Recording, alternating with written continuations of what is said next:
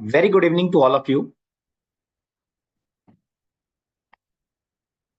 So, very good evening, Hemant. Very good evening, Ginny, and all the participants who have joined through YouTube or any other. So, Ashutosh has also joined through that. Yes, very good evening.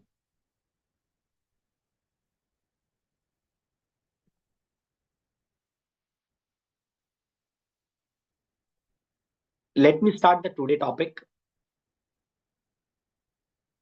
That the very important point we have already covered some topic in this either by me or by some other faculties. Can you tell me that what is the concept of deemed supplier under section 9.5?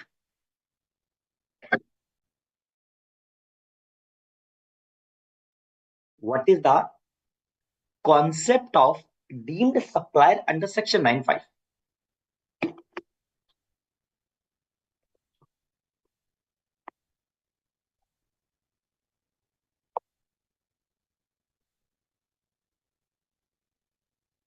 When you are doing the transaction through e-commerce operator, there could be the multiple combinations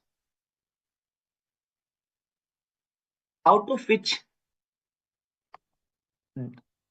on some category of the transaction there would be the applicability of TCS,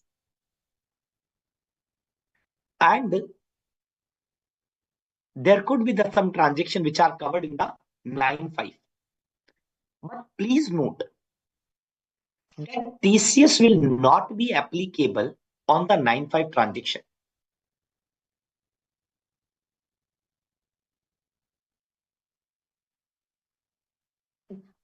What is the 9.5? What is the TCS that we are going to discuss?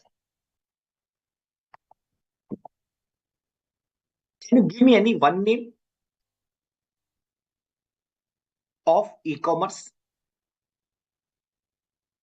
which you know that you are regularly doing the transaction on that platforms? Just one name. Okay. One goods and one services. Let me divide one goods and one services.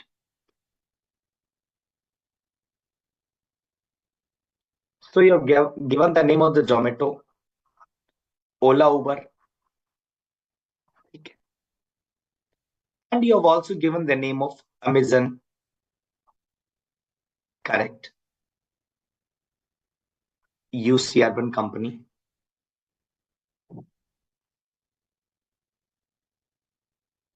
What is the difference in these two categories of the e-commerce operator? One I have written on the left hand side and one I have written on the right hand side. See, all the examples are e-commerce operator. You are giving the perfect answer, no doubt about that. But the 9.5 is the provision, is the section. Let's say actual supplier is S and actual customer is R. Supply is being through e-commerce operator. Then some transactions are covered in 9.5, some transactions are covered in TCS. And there could be some more transactions which are neither coming to the ambit of TCS or 9.5. First, try to understand what is the 9.5. First, try to understand what is the 9.5. 9.5 is the provision in which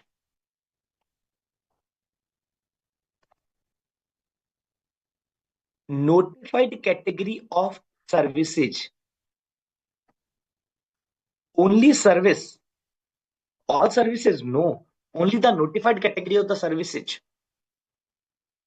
wherein the liability to pay the tax would be shifted on ECO, not on the supplier. The liability to pay the taxes is shifted on the e-commerce operator, not on the supplier.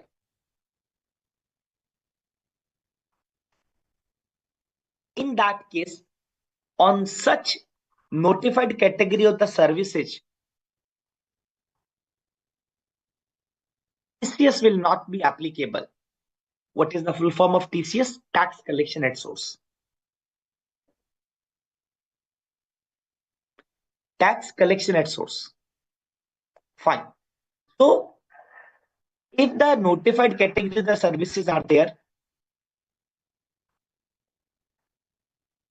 then they will be covered under 9(5), and in which e-commerce operator is liable to pay the tax, not the actual supplier. No, he will issue the tax invoice to the customer.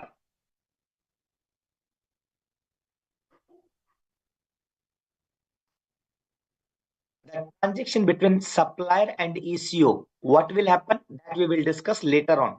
We have the detailed discussion.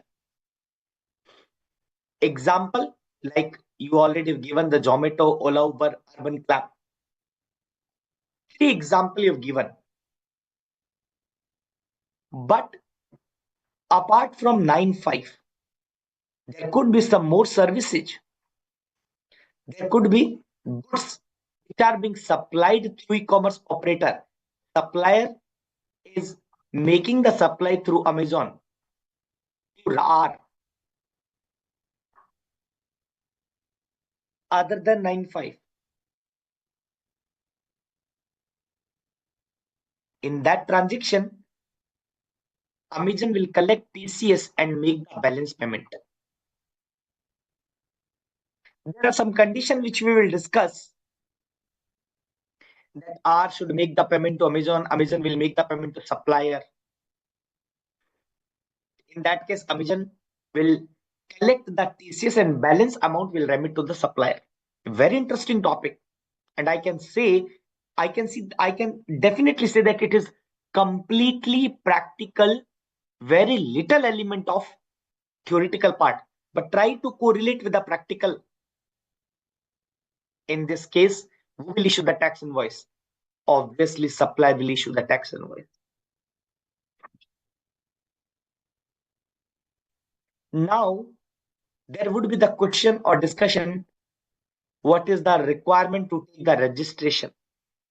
Is it covered under mandatory? Threshold limit applicable? What happen if he is a regular dealer, and what happen if he is a composition dealer? Then the provision would be different, that we all will discuss. This is the summary chart that we will pick up later on, and if it will not be taken, you will have the PowerPoint presentation, you can revise the same. Now, what is the e-commerce operator? Simple definition. The e-commerce has been defined in the section 2 clause 44. Means the supply, it can be goods or it can be services, including digital product or digital or electronic network. That is the e-commerce. And what is the e-commerce operator? E-commerce operator means any person who owns, operate or manage the platform for electronic commerce. So like Ola, Uber, Oyo Rooms, Urban Clap, Swiggy, Zomato, Amazon, Flipkart, all will come in the ambit of e-commerce operator. Now, merely it is an e-commerce operator, will the TCS be applicable? Not always. Merely there's an e-commerce transaction. Will the TCS be always collected? Answer is no, not necessary. When it is not applicable, we'll discuss in the provision, but point to be noted, merely it is because of e-commerce transaction, the TCS would always be, not sure, it will always be applicable.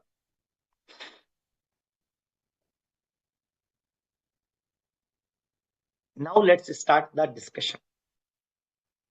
First is deemed supplier concept. Government, on the recommendation of the council, we are discussing section 9 subsection 5 of CGST Act,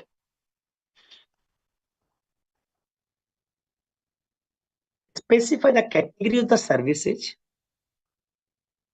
So because this word is by notification, therefore we cannot say that 9(5) is applicable for all services. No, it has to be notified. They are saying that tax on intrastate supply shall be paid by the e-commerce operator as if such service has been supplied through it, and all the provision will be applicable as if he is the supplier liable to pay the tax. S is making a supply to R. Actual supplier is S. Actual customer is R. Supply has been routed through e-commerce operator. Obviously, e-commerce operator is mediator. E-commerce operator is not the actual supplier. He is mediator only. But 9 subsection 5 says that we will say that ECO is also considered as supplier. So therefore, I am using the word. See, you will not find the word deemed supplier in the law. I am using the word. In this case, e-commerce operator will be deemed supplier. Okay. Now, suppose if that e-commerce operator does not have the physical presence in India, if they do not have the physical presence in India, in the taxable territory means taxable territory का मतलब क्या होगा? India. Then any person who is representing such ECO will be liable to pay the tax. And if they do not have the physical presence also, second proviso says that if they do not have the physical presence also, then they have to appoint one person. They are saying does not have the physical presence, does not have the representative. Then what will happen? ECO has to appoint one person, and he would be liable to. That person would be liable to pay the tax. Now, my one basic question to all. मेरा एक बहुत छोटा सा सवाल है. What is that question?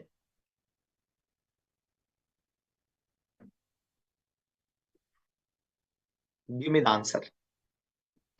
Does it mean that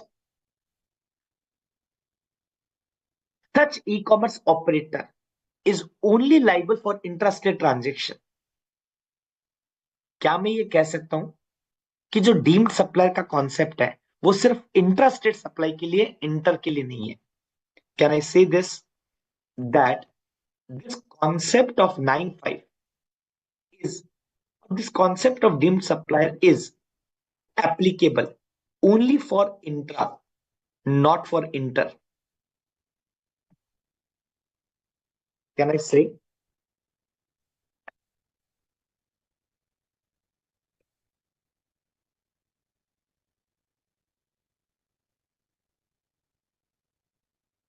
क्या बोलते हैं? Give me the answer. What is your thought? Obviously, na.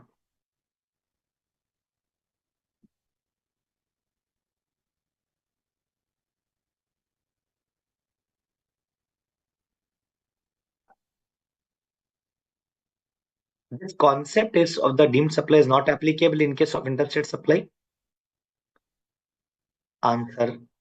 It appears that because provision says that intra, therefore inter is not applicable. Is that point? No, sir. What is the point then? Can you quickly tell me?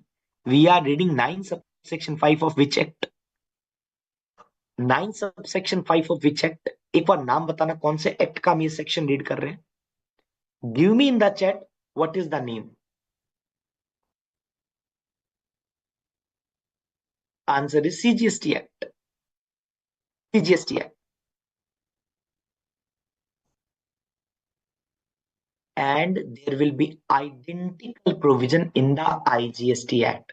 So if you read the same section, 5 subsection 5 of IGST Act, you will find the word interstate. So we can't say that deemed supply concept is only for intra. No, because we are reading the CGST Act. Therefore, we are reading the CGST Act. Therefore, the word intra. IGST, you will find the word inter.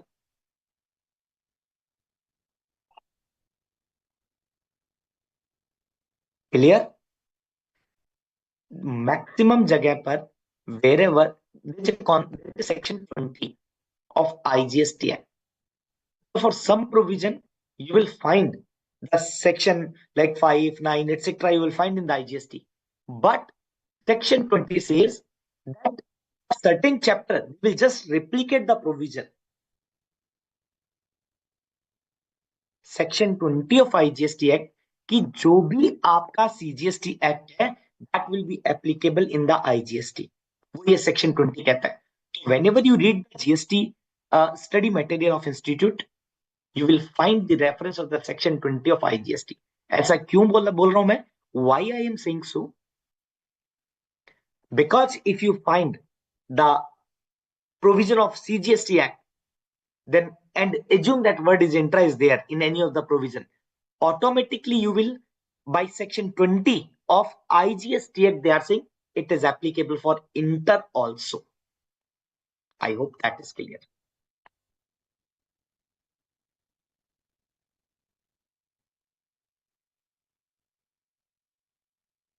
Now, as of now, section 9 subsection 5 or 5 subsection 5 has notified 4 category of the transaction. Transportation of passenger, Ola, Uber. Accommodation services, Oyo rooms, MMT. Housekeeping services, Urban Club. Restaurant is a Zomato.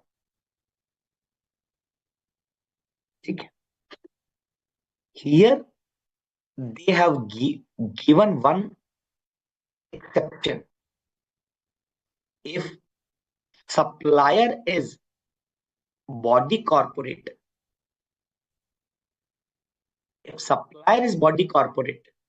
then certain exclusion is there. I will read exact language of the notification, but अभी मैं सिर्फ आपको brief बता रहा हूं. Second is accommodation services and housekeeping services. Here, please note, it is different from transportation and restaurant. क्या difference है? Try to understand the difference. This accommodation services and housekeeping services are under 9(5) till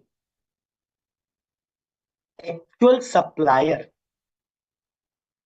is unregistered. Accommodation or housekeeping, to the extent actual hotel wala, actual plumber is not registered, then the concept of 9(5) would be applicable. But in दो category में whether supplier is registered or supplier is unregistered, in both the cases, ECO would be liable to pay the tax.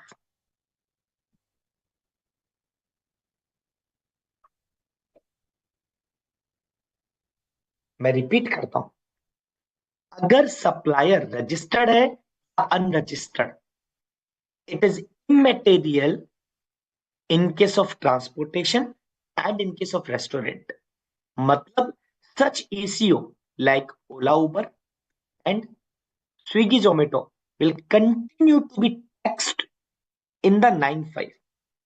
But इस दो case में क्या है, they are only liable till the time actual supplier is not registered. So assume अगर hotel वाला registered है, in that case The 9(5) का concept is not applicable on MMT.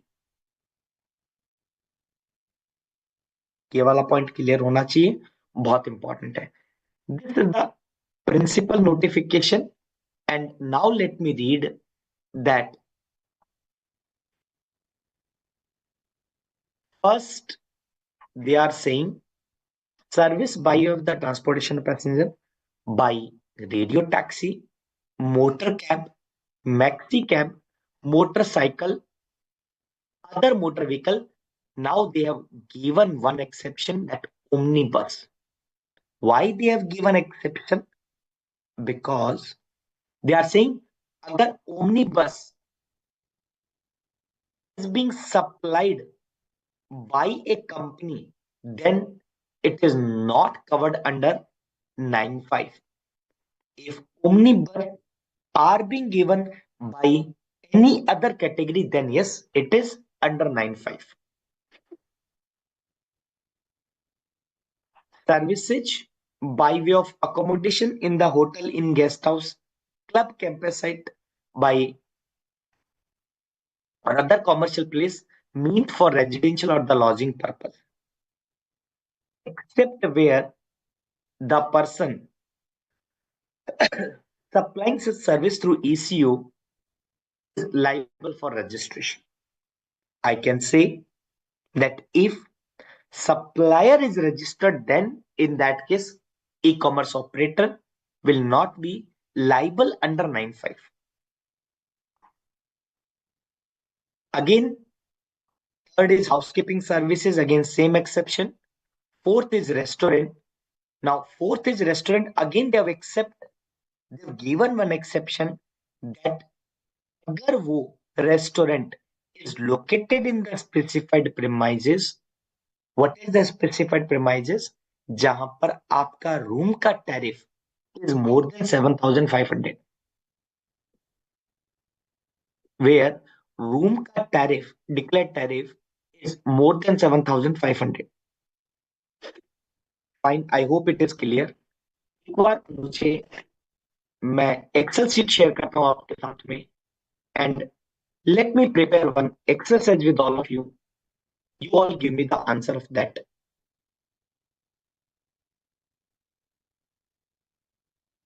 Please मुझे आंसर दीजिएगा. Let's do one exercise with all of you.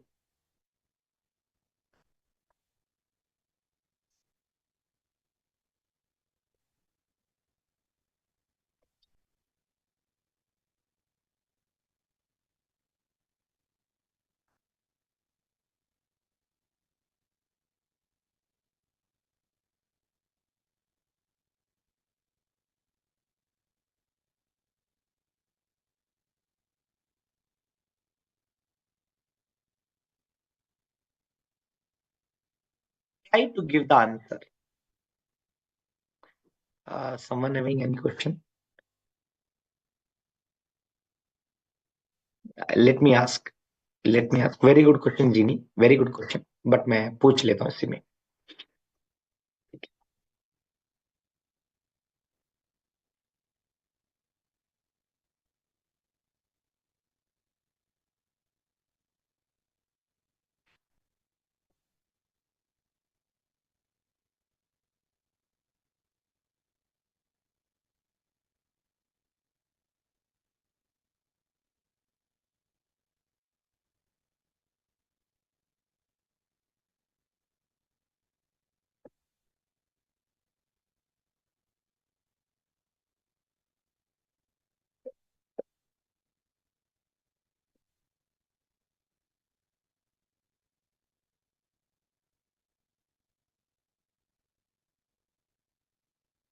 Supplier is A limited, S limited, unregistered. Nature of service, housekeeping. ECU is, let's say, MMT. Tell me, TCS will be applicable? 9(5) is applicable or nothing is applicable?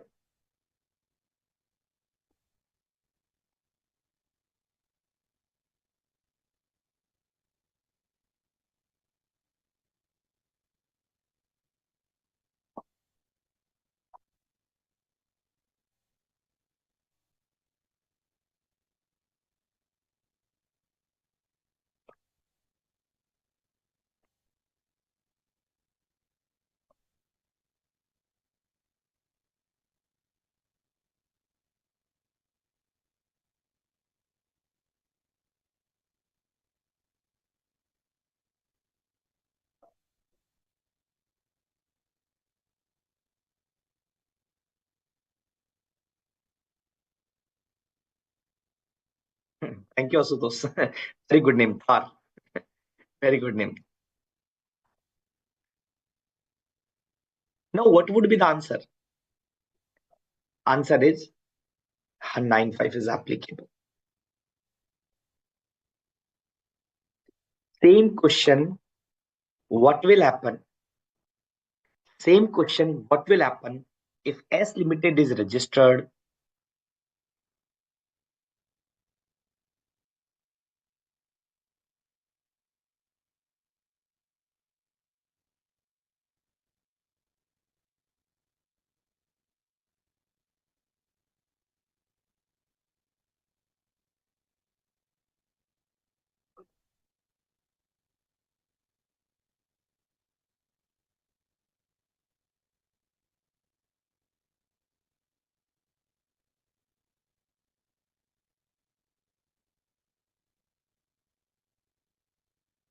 Then your answer would be, then your answer would be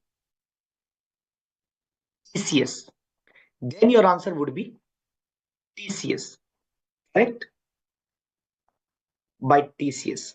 But let's say if I'm saying my actual customer is making the payment to hotel, then no, nothing will applicable. 95 is not applicable because supplier is registered.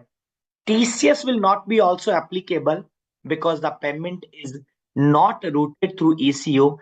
Payment is directly made by the customer to the supplier. So no TCS.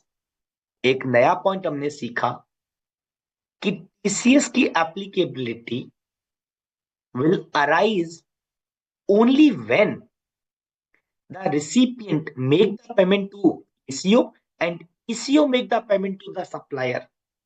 अगर customer directly supplier को payment करता है, for example OLX, will the TCS be applicable? No. In this case, TCS will not be applicable. ये वाला point clear है? जिनी आपने point raise किया था, वेरी गुड पॉइंट. सो मैंने इसको दो पार्ट में डिवाइड कर दिया कि कब TCS होगा, कब TCS नहीं होगा. Yes, sir. Now clear, sir. ठीक है, ठीक है बेटा.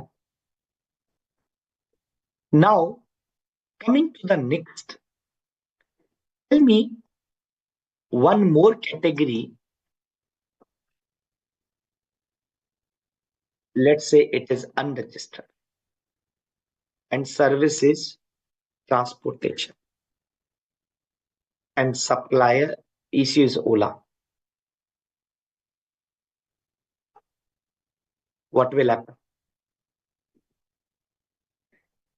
आप ओला उबर कैब बुक करते हैं, let's say mode of payment is cash. तो आप पेमेंट किसको देते हैं? एक्चुअल ड्राइवर को देते हैं ना. Driver is the actual supplier. Driver is the actual supplier. You are making the payment to the supplier. Will 95 is applicable or not? Answer is yes. 95 would be applicable. Now, what will happen? What will happen if S limited is registered? What will happen if S limited is registered? Will your answer be 95? Will your answer be TCS? Or will your answer be nothing?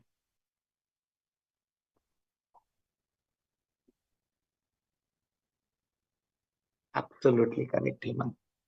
Absolutely correct. Answer would remain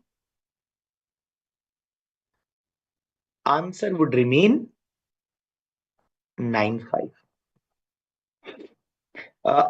Ashutosh, you have raised one point that we will discuss at the end of the class. But मैं आपके साथ जरूर discussion करूंगा the offsetting point which you were talking in the last class. ठीक है, तो last तक wait करना. We'll definitely discuss today. There is some point which I like to share regarding to the question that you raised last class. यहाँ तक ठीक है. अब आते हैं what will happen that if the services is housekeeping.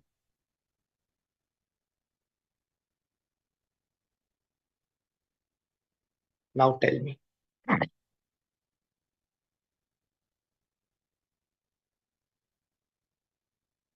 Tell me what will happen.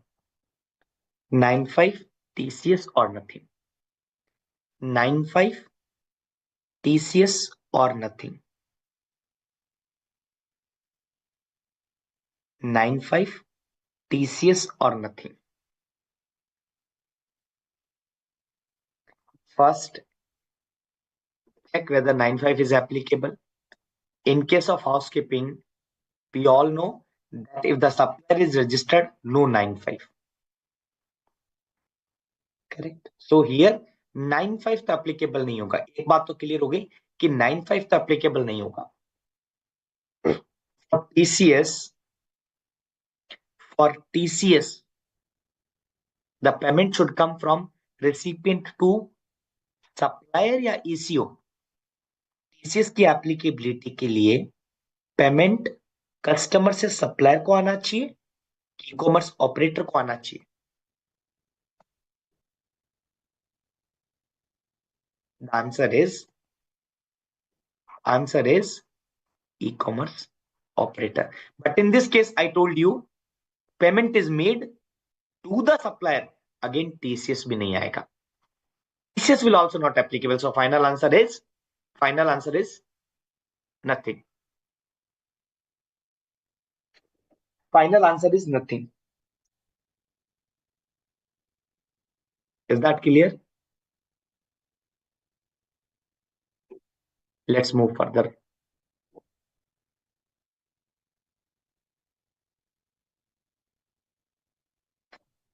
ठीक है.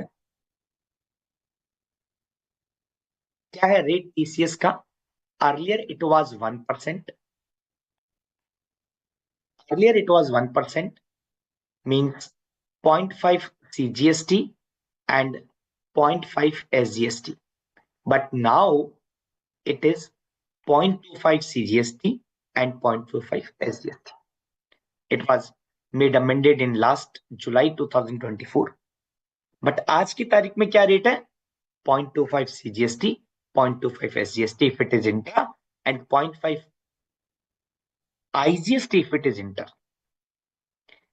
And TCS would be applicable on the net value. What is the meaning of net value? Sales minus sales return.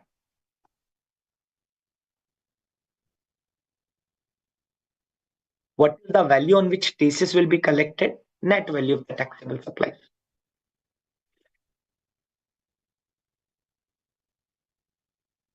Means the value of the taxable supplies of the goods or services or both other than 95, okay, made during any month by all registered person through such ACO reduced by the return. And point to be noted, यहाँ पे क्या लिखा है? Taxable supply. What does it means? If the supply is exempted, क्या TCS applicable होगा? अगर supply exempted है, तो TCS would be applicable or not?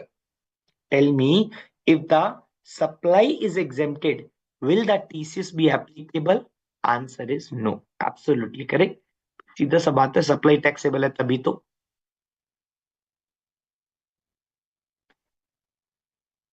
It is important to note that value of net taxable supply is calculated on monthly basis. Further, the value is to be taken that moreover an issue is required to collect the tax only on the value of taxable supplies. In other words, value of the supply which are returned are to be adjusted. I hope it clear. Sometimes sales return are more than sales. However, negative value cannot be declared. There will be no impact in the next tax period. If the returns are more than the supplies made during the tax period, same would be ignored in the current as well as future. Now, पहला वाला point हम already discuss कर चुके हैं कि net value of taxable supply का मतलब एग्जिम्ड supply पर टीसीएस एप्लीकेबल नहीं होगा।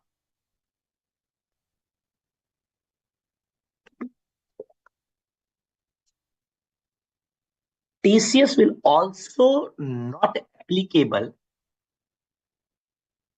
if recipient are required to pay the tax, that is RCM.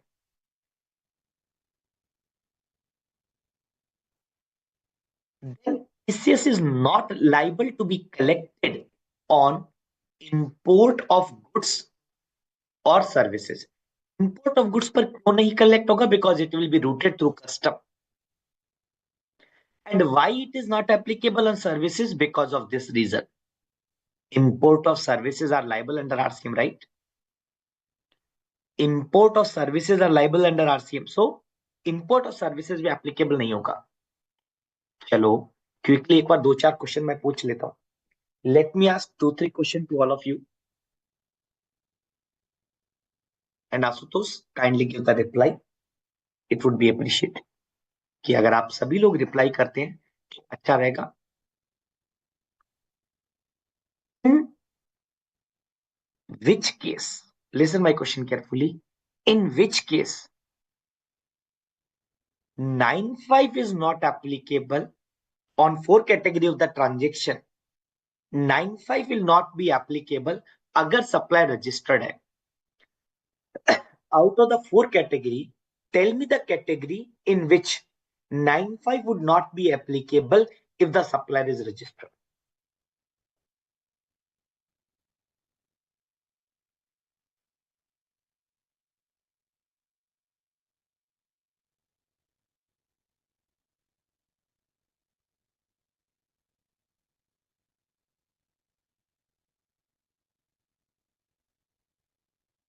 Hemant has given the one answer, absolutely correct.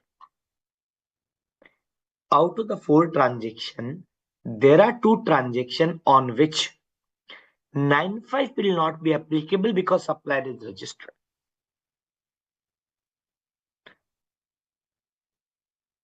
First, Ginny, my question is not the payment. My question is, in which category of the transaction out of the 4, किस category में 9(5) applicable नहीं होगा अगर supply registered है तो. My question is different. I'm talking about out of the 4 category, tell me the 2 category in which supplier is registered, then 9(5) is not applicable.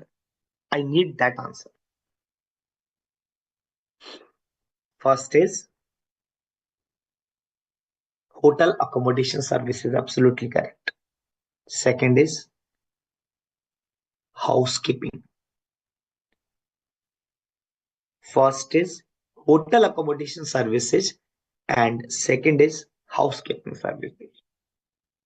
In other word, I can say in the transportation of passenger and restaurant, it is immaterial whether supplier is registered or not registered. It will always fall under 9(5).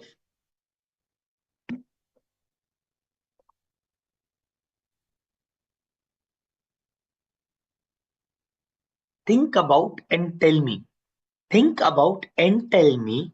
Assume that leave these 4 transactions. Leave these 4 transactions. Think and tell me that in which case TCS will not be applicable. In which case TCS will not be applicable if payment is made by the recipient to. किस case में TCS applicable नहीं होगा अगर customer ने payment ECO को किया है या कस्टमर ने पेमेंट सप्लायर को किया है. किस केस में TCS will not be applicable? Answer is absolutely correct. अगर पेमेंट रिसिपिएंट ने सप्लायर को किया तो TCS नहीं एप्लीकेबल होगा. Tell me which of out of the 4 transaction again 9(5) will not be applicable अगर सप्लायर बॉडी कॉर्पोरेट है तो. टेल मी द ट्रांजेक्शन जहां पर सप्लायर अगर बॉडी कॉर्पोरेट है, अगर सप्लायर बॉडी कॉर्पोरेट है तो 95 एप्लीकेबल नहीं होगा।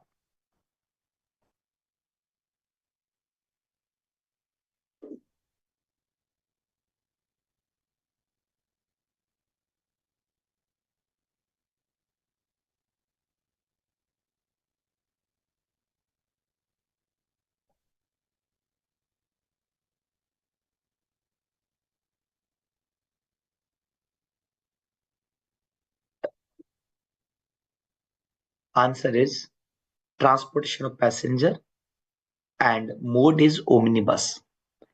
मैं एक बार वापस शेयर करता हूं। Always remember this, always remember this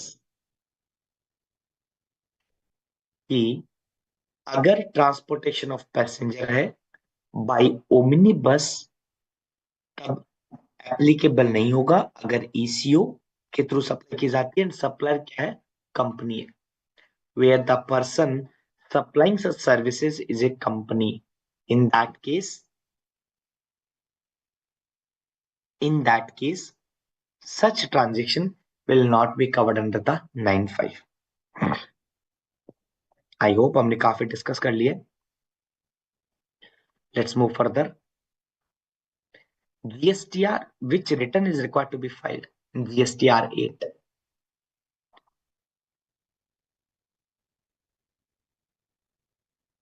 ECO liable to collect the TCS shall furnish the monthly statement GSTR 8 through common portal.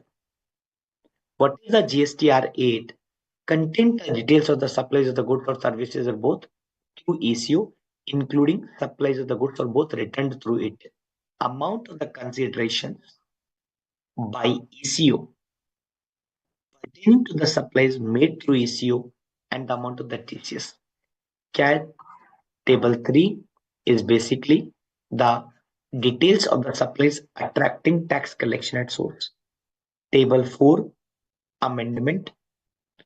Table 5 interest, and table 6 and 7 are talking about payment of tax. Table 3 में वो detail of supply हमने report की है। Table 4 में amendment है, अगर मैंने कोई प्रीवियस पीरियड में कोई रॉन्ग इंफॉर्मेशन दे दी मैंने, if I reported the wrong information in the table 3, तो मैं क्या करूंगा, टेबल 4 में अमेंडमेंट करूंगा, सब्सिक्वेंट में table 5 interest and table 6 and 7 payment of tax. Now again let me explain some point with respect to GST return.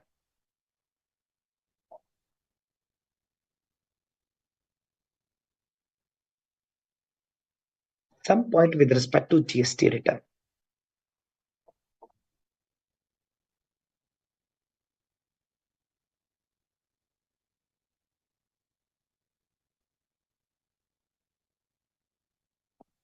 मैं अभी एक दो ट्रांजेक्शन की बात करता हूं। Try to understand, it is very important. अगर लेट्स से होटल या restaurant, let's say restaurant is registered in the GST, making a supply through Zomato to R Limited. Second example I'm saying, S Limited is making the supply of the goods through Amazon to R Limited.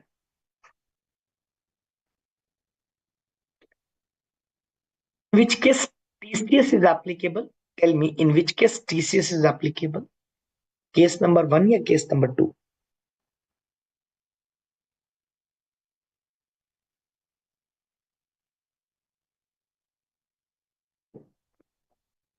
TCS is applicable in the case number 2.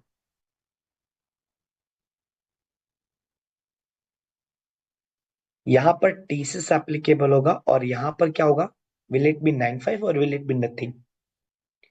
Will it B 95 और will it be nothing?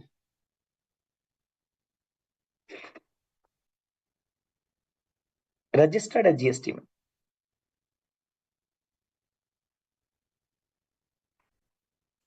Answer is 95। Always remember the two cases जहां पे supply registered है तो 95 applicable नहीं होगा। कौन से वो दो केस है? Hotel accommodation and urban plumbing carping. Restaurant will always come under 95। Ola Uber will always come under 95। Now यहां पर जो अमेजन रिटर्न फाइल करेगा वो कौन सा रिटर्न फाइल होगा? GSTR 8।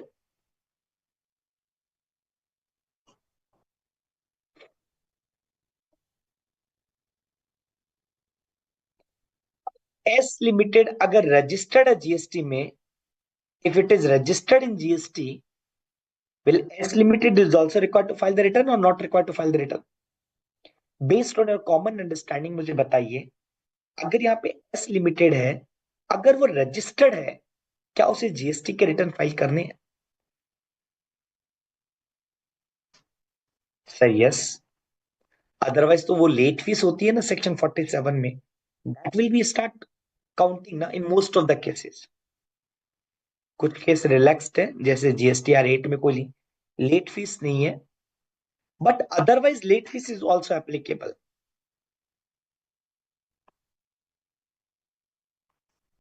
बस एक चीज ध्यान रखना, वैसे तो हमारी कल से क्लास स्टार्ट हो जाएगी रिटर्न्स की, बट आज की क्लास के लिए आप एक बात ध्यान रखना, if tax payer is registered under regular category then he will file GSTR 1 plus GSTR 3B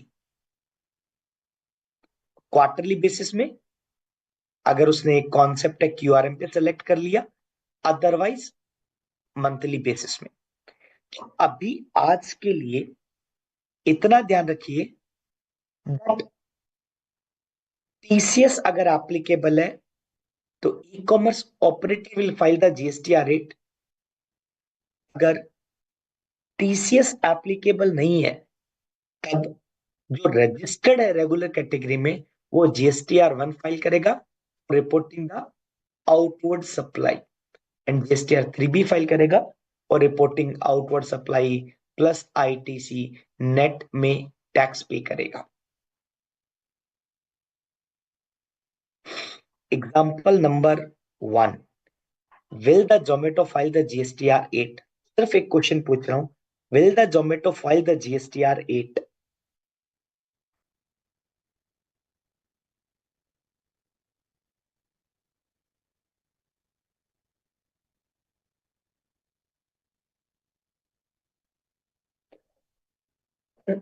Will the Zomato file the GSTR 8 in this case?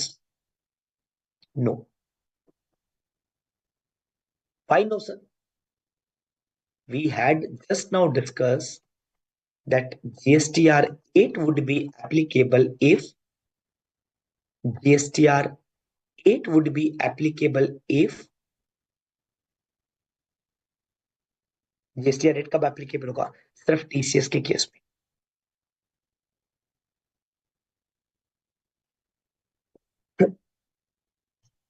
तो restaurant is making the supply through Zomato on which 95 is applicable, will the GSTR 8 file करेगा Zomato? No.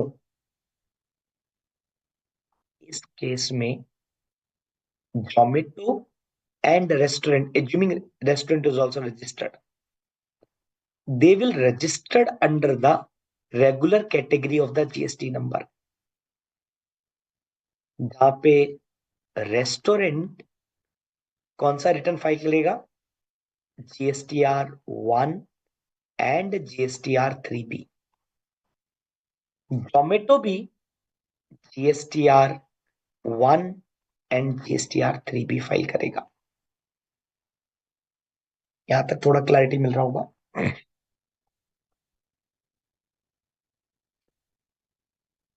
कल lecture schedule में नहीं है, एक बार मैं IT team से बात करता हूँ।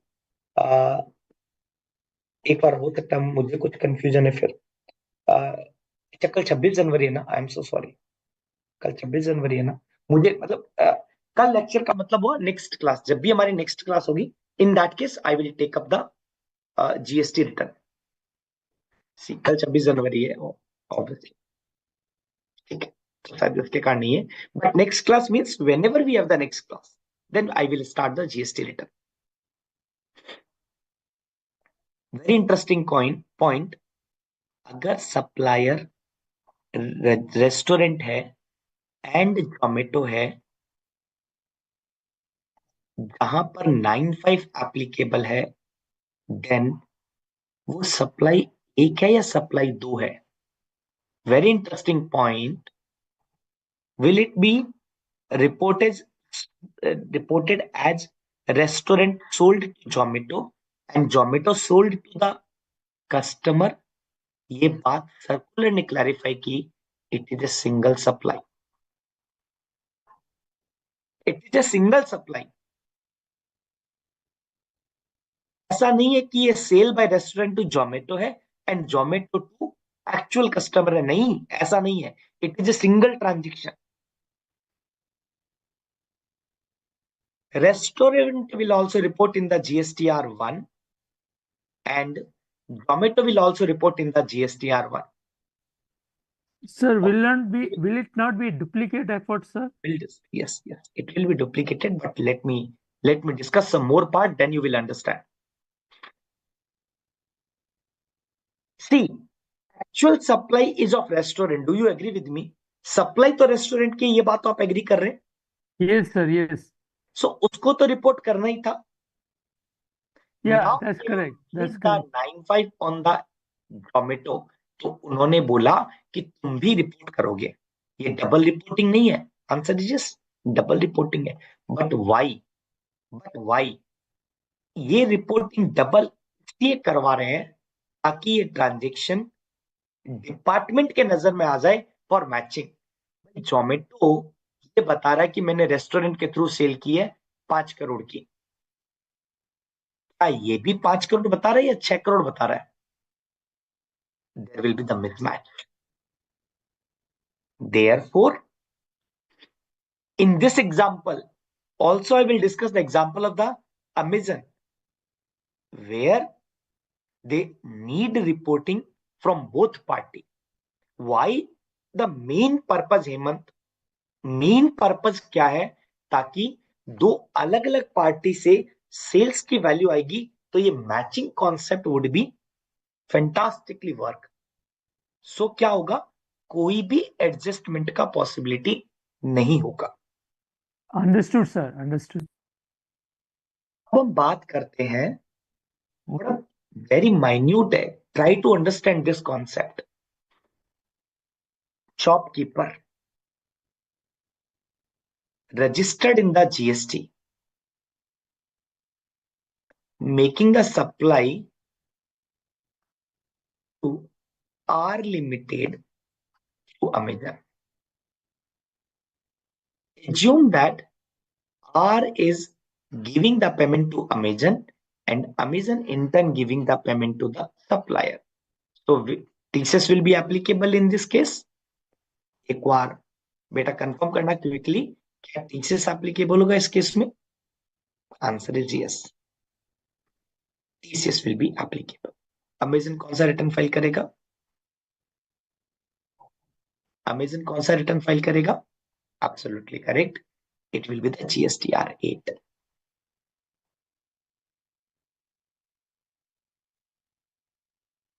It will be the GSTR8. क्या शॉपकीपर भी रिटर्न फाइल करेगा? Will the shopkeeper also file the return? Will the shopkeeper also file the return? Answer is yes. बच्चे क्विकली बताइए कौन सा रिटर्न फाइल करेगा? GSTR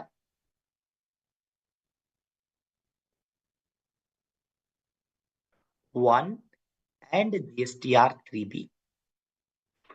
absolutely correct. अब ये ट्रांजेक्शन जो है ना, वो तो हम रिटर्न की क्लास में डिस्कस करेंगे, बट अदरवाइज क्या है ये डिस्कस करेंगे। बट अदरवाइज आप ये ध्यान रखिएगा कि ये ट्रांजेक्शन जो है, ये शॉपकीपर है ना 14A में भी रिपोर्ट करेगा, प्लस टेबल 4 टू टेबल 7 में भी रिपोर्ट करेगा। दो जगह रिपोर्टिंग है। टेबल 14A में जब रिपोर्ट करेगा ना, वहां पर वो पीसीओ का जीएसटी नंबर एंटर करेगा।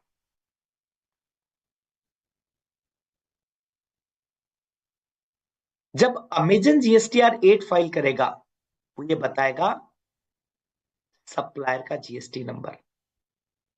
Don't you think don't you think that now the system will do the verification matching concept?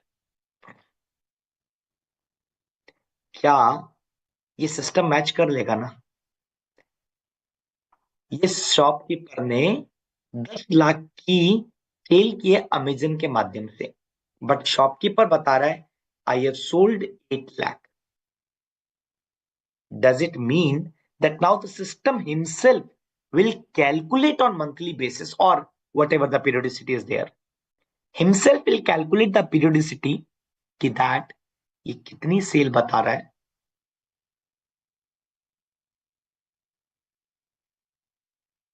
Shopkeeper and Amazon खुद। करेक्ट। अब एक बात बताइए, ये अमेजन जो है ट्रांजेक्शन ये ट्रांजेक्शन फ्री में करता है क्या, या कुछ कमीशन चार्ज करता होगा? Amazon will do this transaction free of cost और will he charge some commission? ये सारा जो काम करता है, क्या फ्री ऑफ कॉस्ट में करता है? ऑब्वियसली कुछ ना कुछ तो पैसा लेगा। Now Amazon is charging some commission.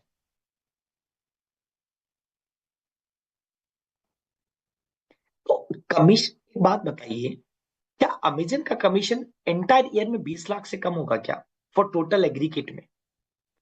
क्या पॉसिबिलिटी है कि अमेजन का कमीशन 20 लाख से कम हो साल भर में, for all the supplier?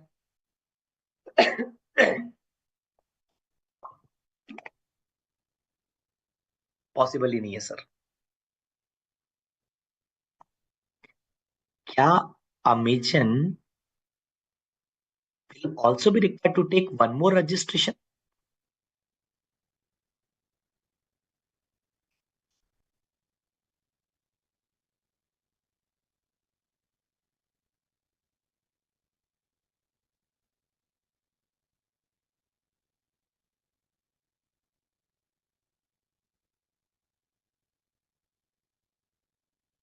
Amazon registered होगा, वो भी रेगुलर कैटेगरी में रजिस्टर्ड होगा, will also be registered under the regular category.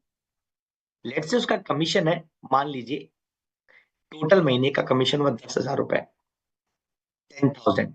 Now tell me, will the Amazon charge the GST और not on the shopkeeper? Transaction में Amazon charge नहीं करेगा GST shopkeeper पर। Amazon will raise the invoice to the supplier for his commission, and आपने अभी कहा कि will also be registered. क्या ये डिफरेंट जीएसटी नंबर होगा, या जीएसटीआर 8 वाला ही नंबर होगा? Answer is different. टीसीएस एक पर्टिकुलर पर्पज के लिए, try to understand, TCS, TDS, ISD, these registration are for very limited purpose. TCS का नंबर TCS का number will be for collecting and reporting the same in the GSTR rate. TDS का number only for collecting, deducting the TDS and reporting the same in GSTR 7. ISD only for distribution. तो अगर कोई person जिसके पास में ये number है, and if they are making some taxable supplies more than prescribed limit, threshold limit, 20, 40, 10, whatever the case. In that case, they will also have one more registration under regular category. They will have one more registration under regular category. Okay, वो जो registration होगा ना एक और category में,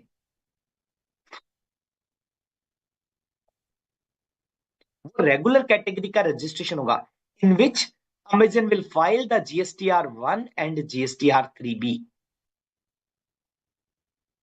Whatever the commission is raising the invoice to the supplier, obviously they will raise the invoice by charging the GST,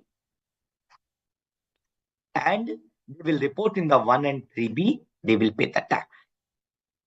Is that clear?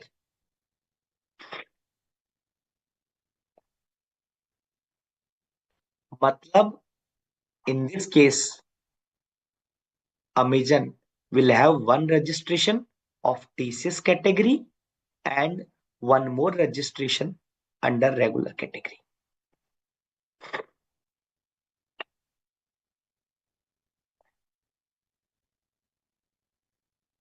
Fine. Again, we'll move further. Let's take a break of 10 minutes. हम resume करते हैं 7:10 पर, 8 minute का break लेते हैं, 10 minute का break ले लेते हैं. We'll resume at 7:11 and then we'll start the further discussion. Ashok ji.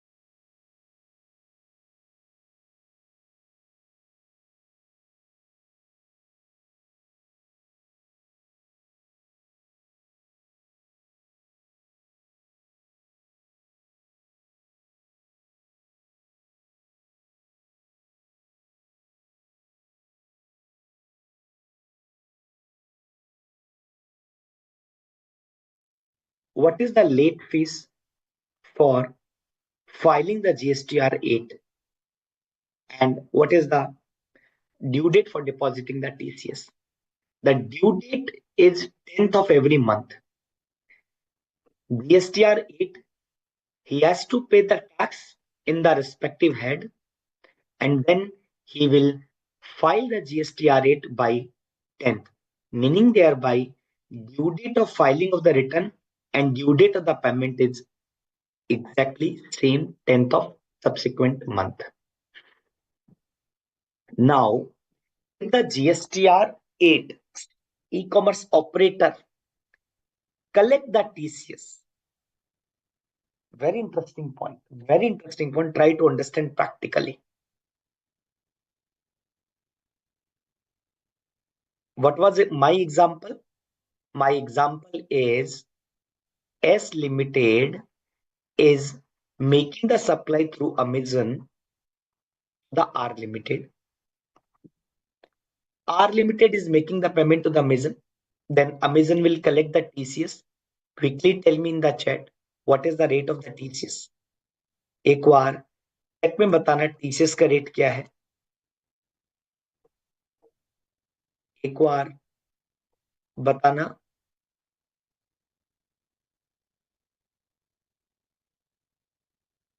Today I have checked. Asutosh, Ashutosh, you mean to say it will not be the GSTR rates? Ashutosh, it will not be the GSTR rate. You are talking about something different. I will discuss. I will discuss that. You're talking about something different. We'll discuss. Probably you are talking about that point. If not, then you can confirm. Once I will discuss. Rate of the TCS is same. GS 0.5. पहले कितना था? पहले 1 था, but अब currently 0.5 हो गया.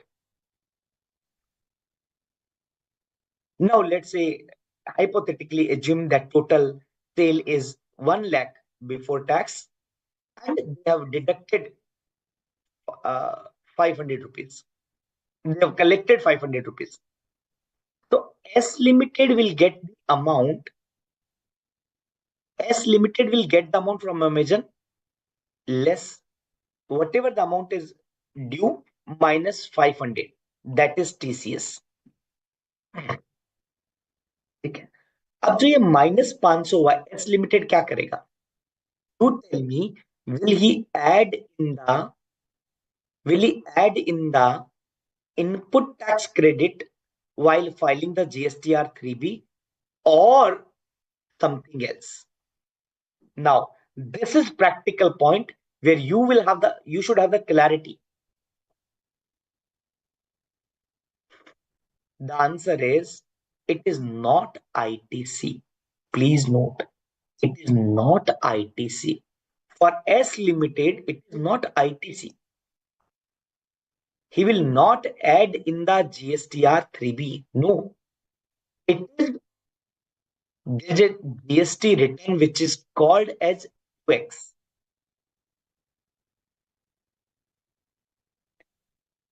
S Limited supplier will file the UX. किसके लिए? For accepting the TCS or TDS. क्या करेगा? Accept करके. Once S Limited will accept the TCS collected or TDS deducted, he will accept and then file this GSTR2X statement. Then whatever the amount collected by the Amazon, it will be added automatically in the cash ledger.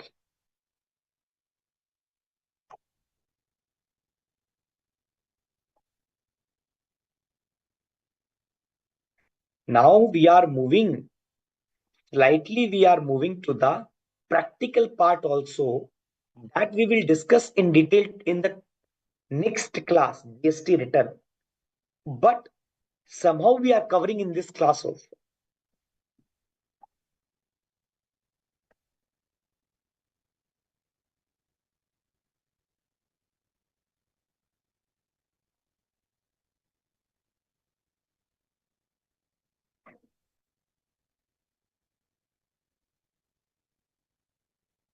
एक minute दीजिए मुझे, मैं आपको practically भी बताऊंगा. Let me open the GST website for your understanding. I will show you the practical part also. So assume that it is S limited filing the return. Which return they are filing? Which return they are filing? They are filing the GSTR1 and GSTR3B. Over and above, assume that they are also making the supply through ACO. Then they have to file this GSTR2X. Ashutosh एक बार confirm करना, are you talking about this thing only? He is registered under regular category. This supplier is registered under regular category. He is also making the supply. Then what will happen? Then he will go in the TCS and TDS if there is any record. अभी नहीं है क्योंकि ये supply नहीं करता. But if there is any record, then he will accept and file this statement. What will happen? Will be added in the electronic cash ledger. Confirm करना.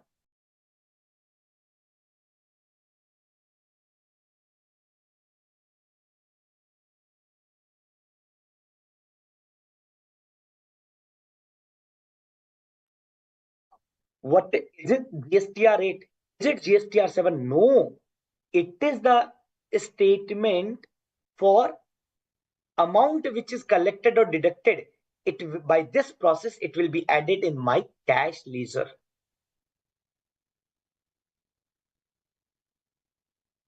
It will be added in my cash ledger. That's it. Correct? So this is not GSTR 7 or GSTR 8. मैं repeat करता हूं. If I'm Amazon, then I will have the one registration for tax collection at source, TCS category. I will also have the one more registration, which is I have also one more registration, which is Normal. for making the normal category, regular category, for raising the tax invoice to my customer, in which I will file the GSTR 1 and 3B. ठीक है. My GSTR 8 will reflect in the supplier. ये जो अभी बात किया था ना TDS और TCS क्रेडिट रिसीव्ड, उसमें उसको एक्सेप्ट करके अमाउंट एक्सेप्ट करके वो फाइल करना पड़ेगा. क्या इंपैक्ट होगा GSTR 2X का? Please tell me what will be impact once the supplier will file the GSTR 2X. क्या इंपैक्ट होगा? Amount will be added in the cash ledger. Amount will be added in the cash ledger. Correct?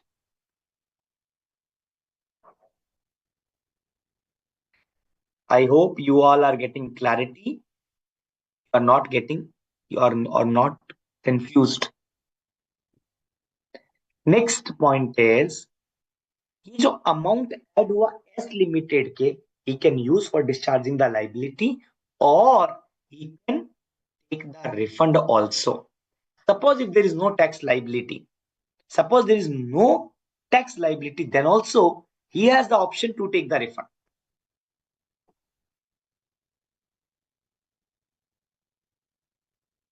If there is any error, possibility है. Suppose Amazon is filing GSTR 8 in which he has reported the wrong information. He has the option to amend the detail. We have already discussed table 4. Remember, recall table 4. Correct, na? He will rectify the mistake and discrepancy and file the amended one details. Subject to the payment of interest. अगर कोई tax liability है, he has to pay the interest. What is the maximum time limit? 30th November following the end of the financial year or annual return, whichever is earlier. In this case, for annual return, if I'm talking about, there are 3 category of annual return: GSTR 9A, 9B, and GSTR 9. GSTR 9 is for regular category of taxpayer. 9A is for composition taxpayer, and 9B not yet notified. It is for ECO.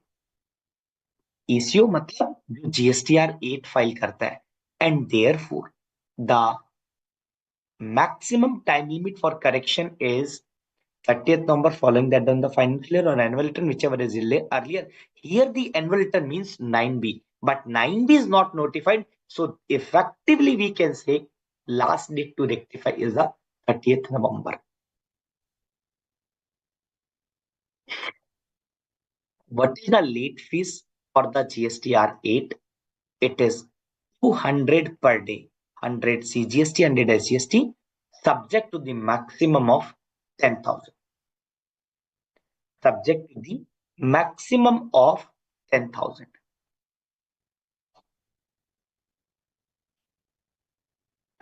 Nil GSTR 8 file करना mandatory नहीं है. It is not mandatory. GSTR 8, therefore it will be applicable only when the Amazon e-commerce operator have some TCS liability.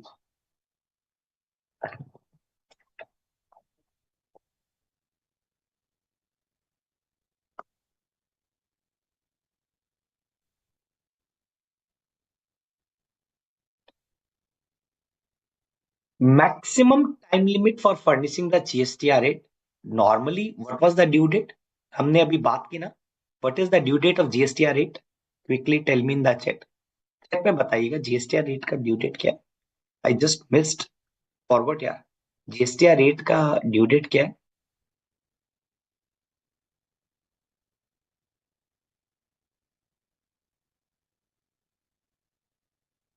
Can you refund the amount of the cash? हाँ, always open. Ashutosh, always open. It's choice of the supplier. If you want, he can go and take the refund. Even though he's a liability, no problem, but he can go and take the refund. What is the due date of the GSTR 8? 10th. 10th of subsequent month.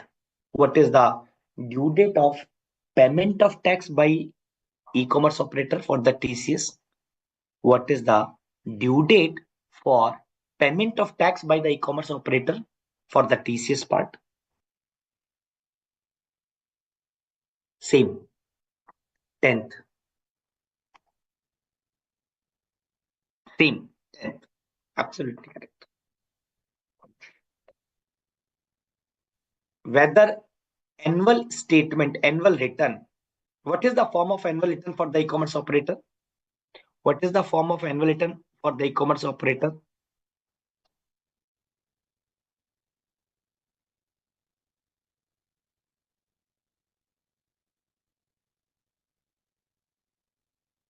What is the form number of annual return by TCS? Answer is 9B. Normally, the due date of annual return is the 31st December after the end of the financial year.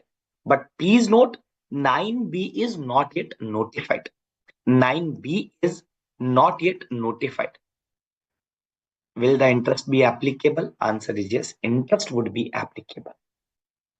If there is any short collection of tax, interest is applicable on omission as well as in case of incorrect particular notice. In case of non-collection of TCS, non-collection of TCS, interest के साथ साथ क्या लगेगा? Penalty भी लगेगा. That we will discuss in the penalty chapter in detail. At what time TCS should be collected? Supply has been made through issue and to be collected irrespective of the actual collection of the consideration. Okay. Authority not below the rank of the deputy commissioner may serve the notice requiring ECO to furnish the details of goods or services as well as the stock. The power to collect TCS is without prejudice to the other mode of the recovery. The power of the ECO is restricted only to the extent of TCS. An officer not below the rank of the deputy commissioner can issue the notice to an ECO asking him to furnish the details relating to the volume, stock lying in the warehouse, godown, etc. ECO required to furnish the same within 15 working days. Otherwise, penal action would be there. He is also liable to pay the penalty maximum rupees 25,000. Penalty के regard में हम detail में discussion करेंगे but that is only for understanding purpose. Section 52 एक बार इसको हम read करेंगे थोड़ी देर में. Will read rule. ठीक है, अभी all the provision will discuss and then will come to the direct part in last. ठीक है, now tell me, क्या कंपोजिशन डीलर इश्यू के माध्यम से सप्लाई कर सकते हैं? Can composition dealer make the supply through issue? Is it different अगर वो गुड्स है या इज इट डिफरेंट आंसर अगर वो सर्विस है? Would you have the different answer for goods and different answer for services, और दोनों में सेम है? Kindly give the answer. If I am registered under composition dealer, can I make the supply? Can I make the supply through e commerce operator? अगर goods है तो क्या answer होगा? अगर सर्विस है तो क्या आंसर होगा?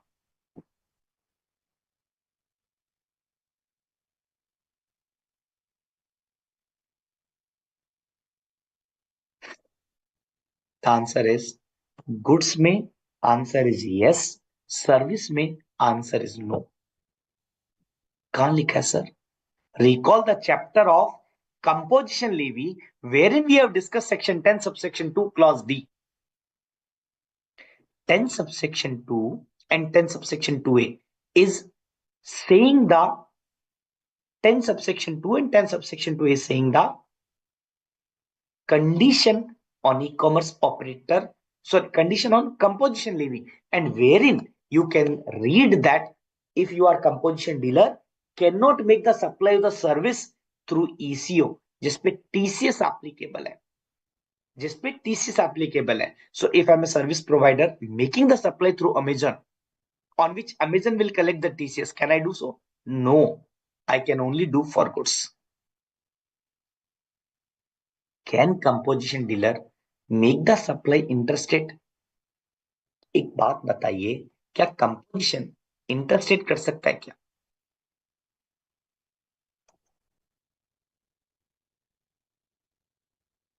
क्या कंपोजिशन इंटरस्टेट कर सकता है?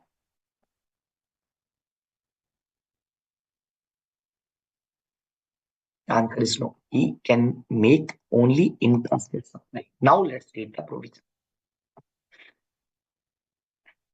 The composition dealer अगर वो गुड्स की सप्लाई करता है तो ईसीओ के माध्यम से भी कर सकता है, करेक्ट. बट अगर वो सर्विस की सप्लाई करता है तो ईसीओ के थ्रू सप्लाई नहीं कर सकता. कौन सी ईसीओ? सेक्शन 52 में, जो 95 में, सॉरी नॉट 95, सेक्शन 52 में टीसीएस काटती है. इन that case he can not make the supply. He cannot make the supply such issue who are liable to collect TCS. Clear है?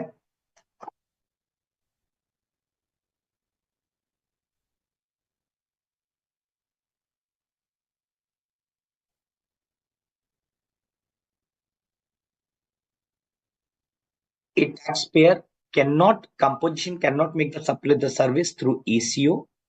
However, he can make the supply of the goods. TCS has to be collected in respect of goods made by the composition. Special procedure क्या है? Special procedure by ECO. Composition supplier जो goods की supply करता है through ECO,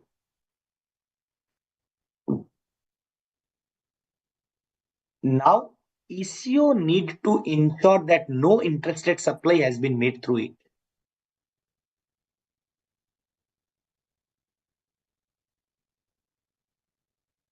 Once this provision was added in the law, earlier it was restricted that compulsion can't make the supply the goods through issue. Later on, they have given the relaxation. But at the same time, they've imposed the penalty provision also under section 122 capital B only for ECO. क्यों? They are saying if you are allowing to make the interstate supply,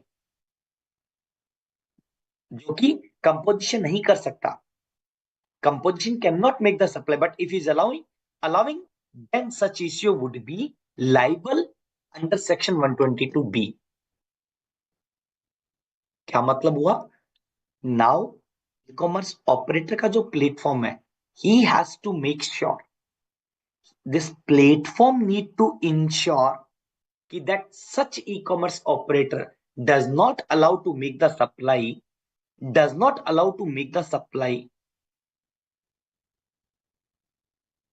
such e-commerce operator will not allow the composition dealer to make the supply to other state.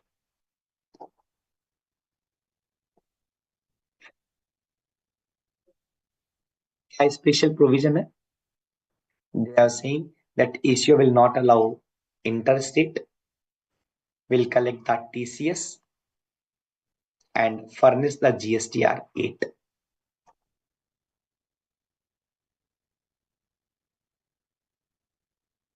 Very important circular who has clarified multiple things with respect to 95 and 52.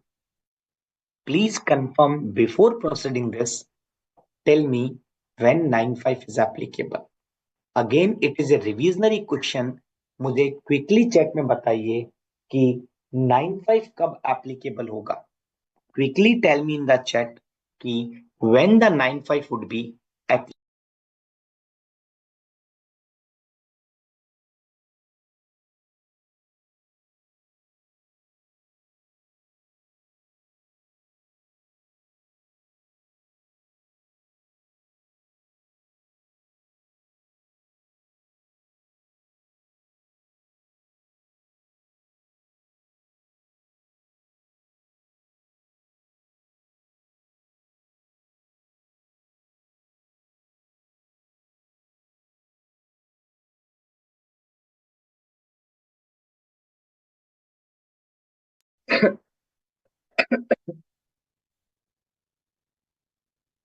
बहुत बढ़िया.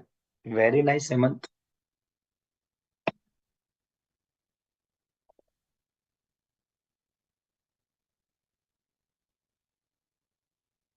Hemant, Dini and Ashutosh, everyone, why you are not bringing your friends in the class?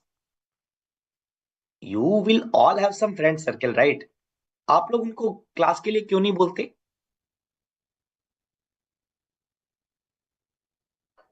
Because if we are some people, some student, group discussion में बड़ा मजा आएगा. We'll all enjoy. It will be the beneficial for both, for me as well and for you also. So why can't you bring your students, your friends in this class?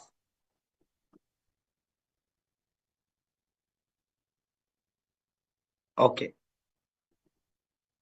But फिर भी यार मुझे ऐसा लगता है कि now the board of studies are doing very good thing for students, I can say. Do you agree with me कि board of studies की जो ये classes है, मुझे ऐसा लगता है, I personally feel कि अगर कोई seriously बंदा ऑनलाइन आकर ये सारी क्लास करेगा ना, तो I don't feel he is required to go somewhere else. Yeah, I understand, sir, but somehow No I problem. don't know that. No problem, beta.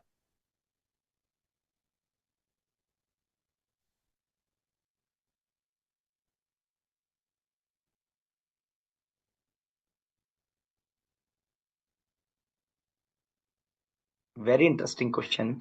Why the government makes separate provision for e-commerce operator instead of giving option in that? See,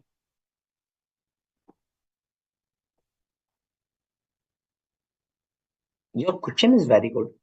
But nowadays, if you see, the shift has been recognized by the government. See, we do agree कि that आजकल maximum जो transaction होते हैं वो online होते हैं. आज आप बताइए, are you not using the Zomato Swiggy? Are you not using the Ola Uber? Are you not using the like Amazon, Flipkart etcetera? हम सभी लोग यूज करते हैं ना.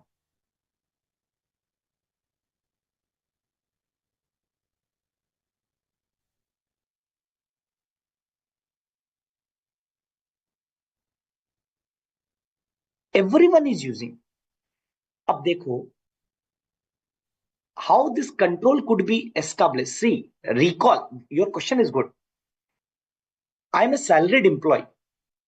ठीक है, तो हो सकता है अगर मेरा टीडीएस डिडक्ट नहीं हो तो I could be the possibility to show my less income. अगर टीडीएस डिडक्ट नहीं होता, 26 ईयर्स में नहीं आता, तो I will disclose lesser income. In the same pattern sir, in the same pattern, अगर कोई बीच में ई कॉमर्स ऑपरेटर को कोई जीएसटीआर रेट फाइल नहीं करना या उसके ऊपर टैक्स की रिस्पॉन्सिबिलिटी नहीं है, तो मैं हो सकता है अपनी कम इनकम बताऊं. तो two way control is always better. Two way control is always better.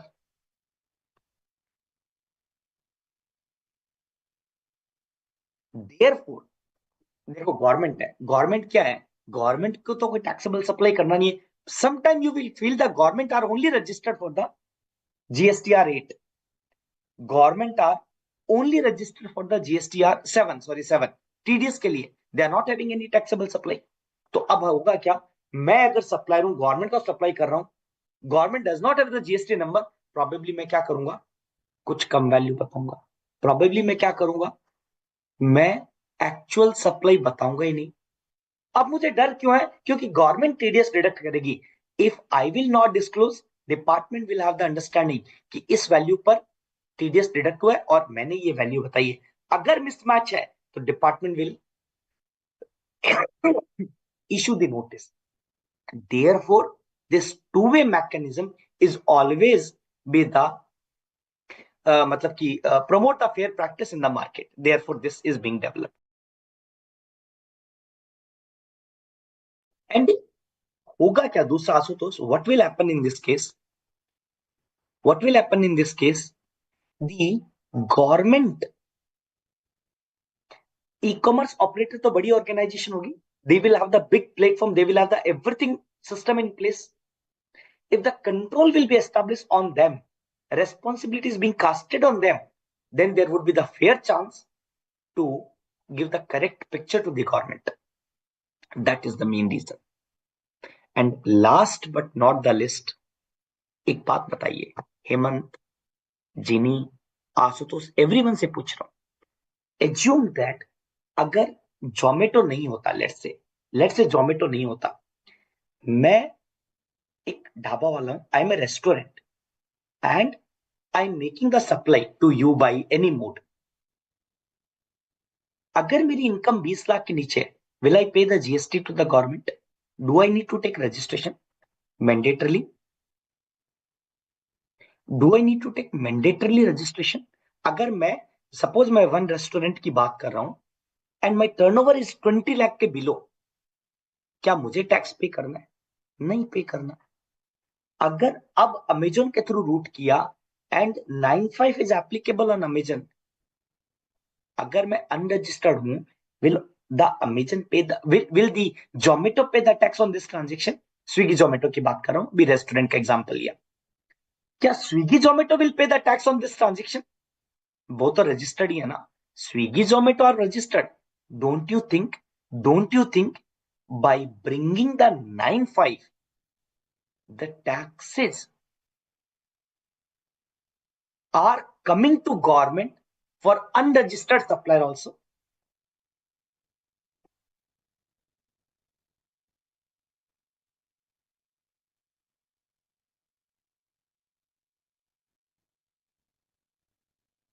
देखो सर, प्राउड फील करना होना दोस्त, बहुत सारे रीजन है. If you try to find out the mistake, everywhere you will find the mistake. भले वो किसी भी कंट्री की बात हो, मैं उस पॉइंट पे नहीं जाता, बट प्राउड की बात करूं, you will find the positive side also. and we have a lot improved. We have improved a lot, which can be significantly seen in the tax collection system.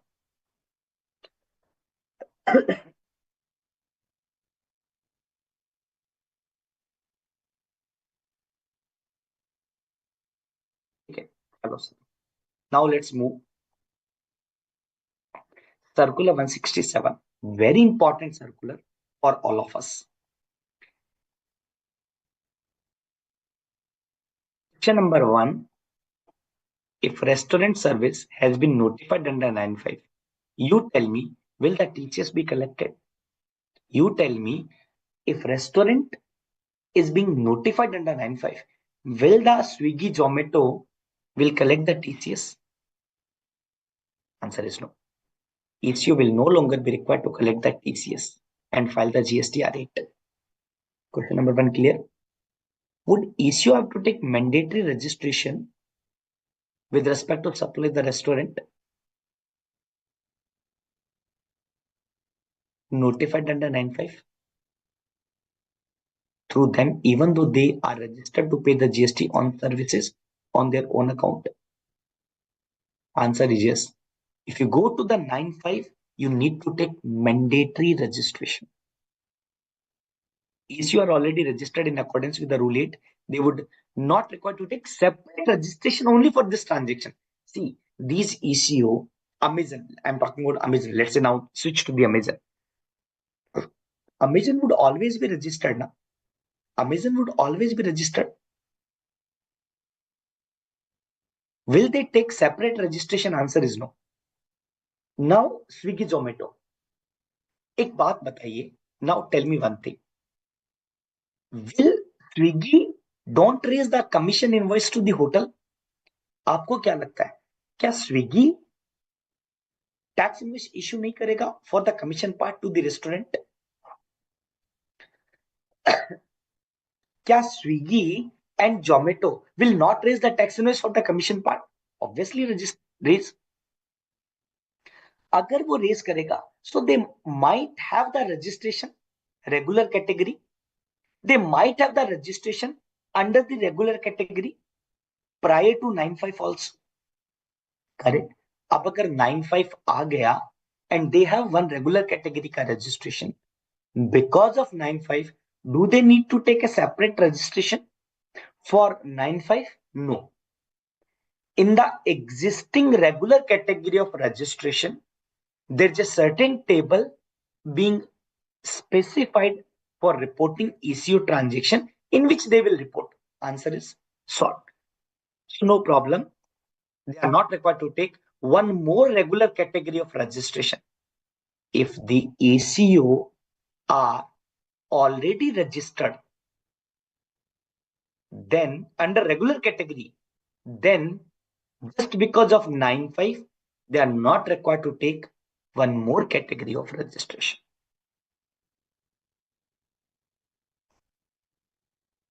Question number 3. Can the supplies of the restaurant as inward supply of ECU? You know the answer. क्या restaurant जो supply कर रहा है through Swiggy Zomato, is it an inward supply for Swiggy Zomato? Is it an inward supply for Swiggy Zomato? Answer is no. It is not the single, it is a single supply. It is not two supply. It is a single supply. So therefore, answer is no. It is not an inward supply. ECU are not the recipient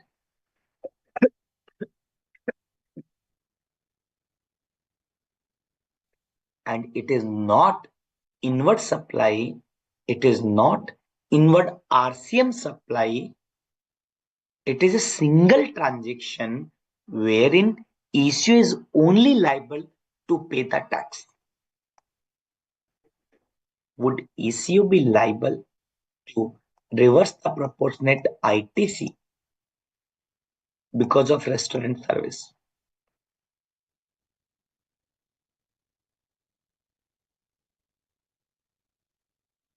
ये बड़ा important question है.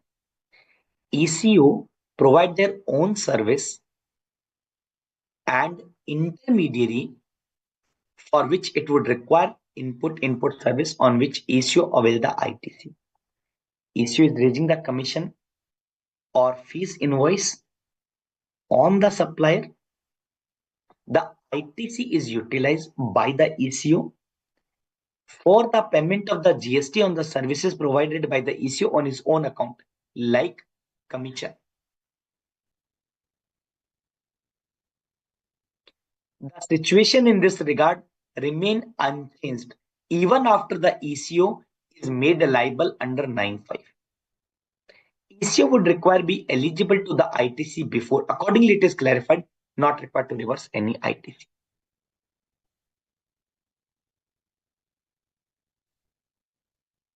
Next question. ये बड़ा important question है. ECO utilize it ITC to pay the restaurant services का tax which is being supplied through it. Liability to pay the tax by ECO shall always be in cash. In the GSTR 3B, one new table has been inserted long back. It's almost 2 years. What is that new table? New table is 3.1.1. Please write down in the notebook. I will discuss with all of you in the written class. GST written के topic में. Now the GST portal has linked this with the liability to be discharged in cash only. मतलब whenever the Swiggy Zomato file the GSTR 3B, they will report such supply in the 3.1.1 serial number 1.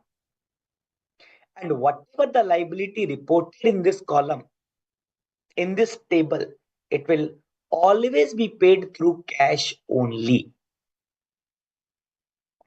Would supplies of the goods or services other than restaurant through issue is without ITC?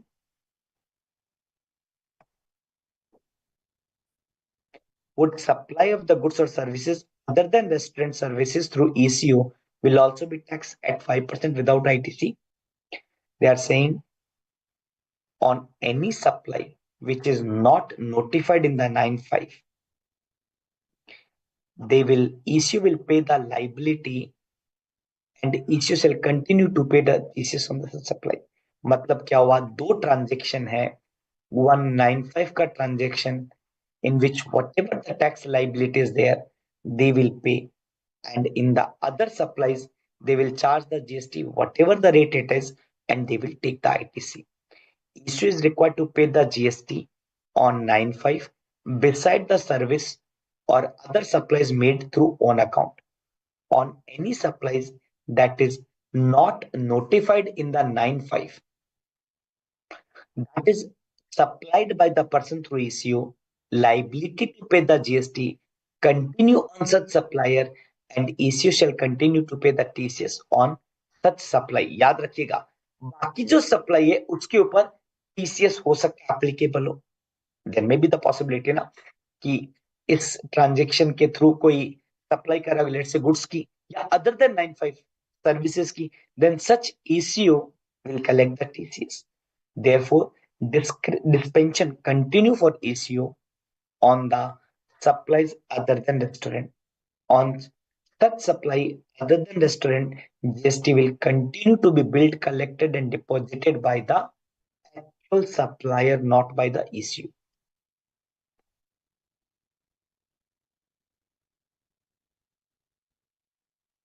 अभी last में क्या करेंगे, complete try करेंगे, कोशिश करेंगे कि एक eco के ऊपर कौन कौन सी लाइबिलिटी आ सकती है. Will try to make some more practical part, some more flow chart और some more discussion from various angle if time permit.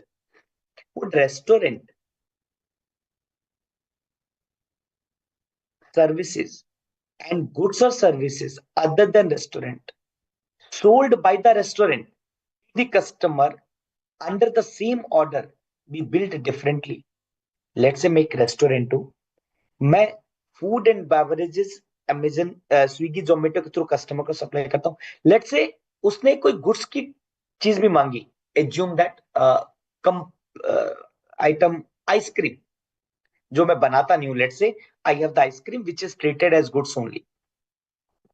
ठीक है. लेट्स से मैं नमकीन का पैकेट भी रखता हूँ packed completely and which I am making the supply. मैं क्या कहना चाहता हूं, I am a restaurant making the goods plus restaurant services through ECO. अब देखो 95 is only for services, it is not for goods. Then in that case, what will happen? Considering that liability to pay the GST on the supplies other than restaurant through ECO, including invoices, continue to lies on the actual supplier. इसका मतलब क्या हुआ? I will raise one invoice of 95. I will raise one invoice of actual supply other than 95 on which issue is not liable. So therefore it is advisable issue to raise separate bill. थोड़ा सा तबीयत का problem है और इसलिए आवाज में disturbance हो सकता है, but I will try my best to explain. We will issue the invoice in respect of restaurant service supplied through issue. The invoice will be issued by e-commerce operator to the actual supplier. The actual customer, sorry, not actual supplier.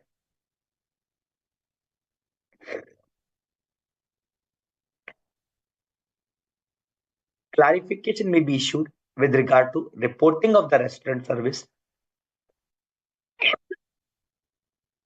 value and the tax liability in the GST return. ECO are presently paying the GST by furnishing 3B. ECO on 95 including restaurant providing through ECO may continue to pay the GST, reporting them as an outward supply for the time being. Yes, it was older circular, but GST form 3B has been revised and a new table has been inserted 3.1.1 serial number 1 by reporting 95 supplies. ठीक है. तो ये question आज की तारीख में table 8 नहीं है, इसके लिए भी नई टेबल इंसर्ट हो चुके, table 14 and table 15 of the STR1 that we will discuss in the written chapter. Now that circular has been completed. Do one thing, let's take a break of another 10 minutes. We will resume at 8:05. We will resume at 8:05 and then we will start the circular 194. ठीक है.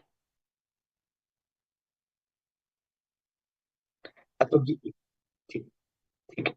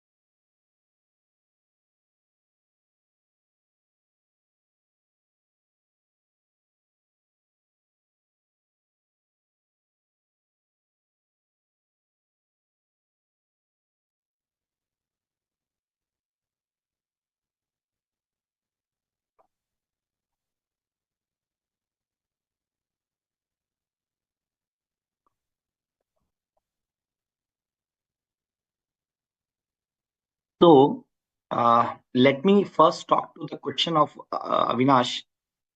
Shutos,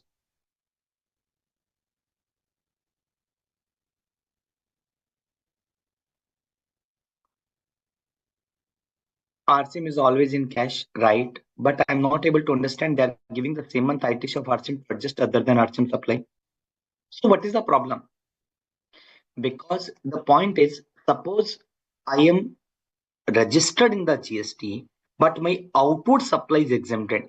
Can I take the ITC? Answer is no. Then such RCM will become the cost and government will get the revenue.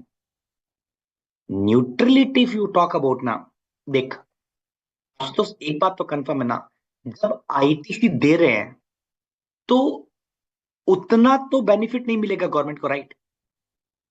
But the transaction would be in the eyes of the government. तो RCM में एक हाथ से वो tax ले रहे हैं और एक हाथ से वो आईटीसी दे रहे हैं. Effectively it is zero, correct, effectively it is zero.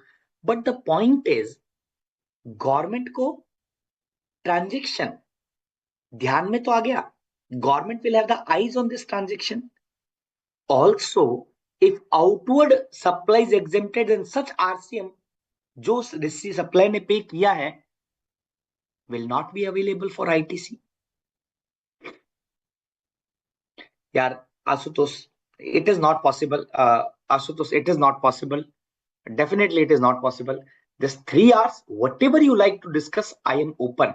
कि जीएसटी में जो भी आपका सिलेबस है उसमें जो भी आप पूछना चाहेंगे, I am always available, no problem. But इसके अलावा डिस्कशन करना, it will not be possible.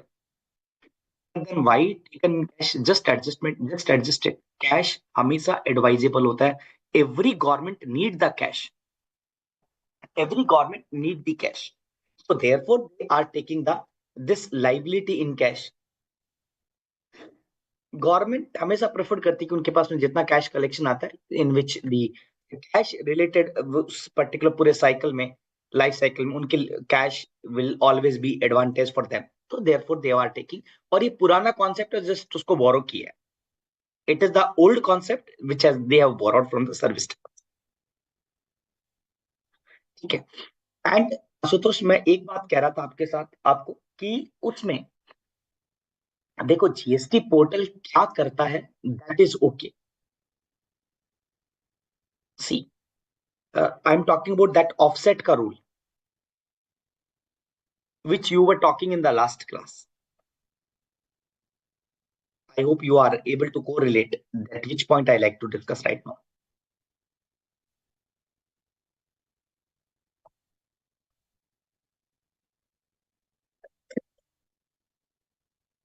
If I read the rule, if I read the provision which I have discussed in the last class regarding the offsetting of the liability, it is very, very clear that SGST will pay to its own account and the balance only will pay to the IGST. Do you agree with this? एक बार मैं portal की बात नहीं कर रहा हूं. I am just talking about the GST section 49 subsection 5, 49A, 49B, rule 88A, circular 98. मैं अभी लॉ की बात कर रहा हूं. Only I am talking about the law.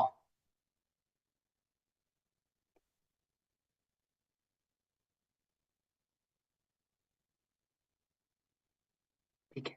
Allowing as per the law we have to first use toward the SGST ka liability, and then S, if excess balance, it will be given to the I. But portal might be allowing you in the different way. Portal might be different, allowing different in the system. Why? You know, there's a concept of 1% liability in cash. There's a concept of 1% liability in cash.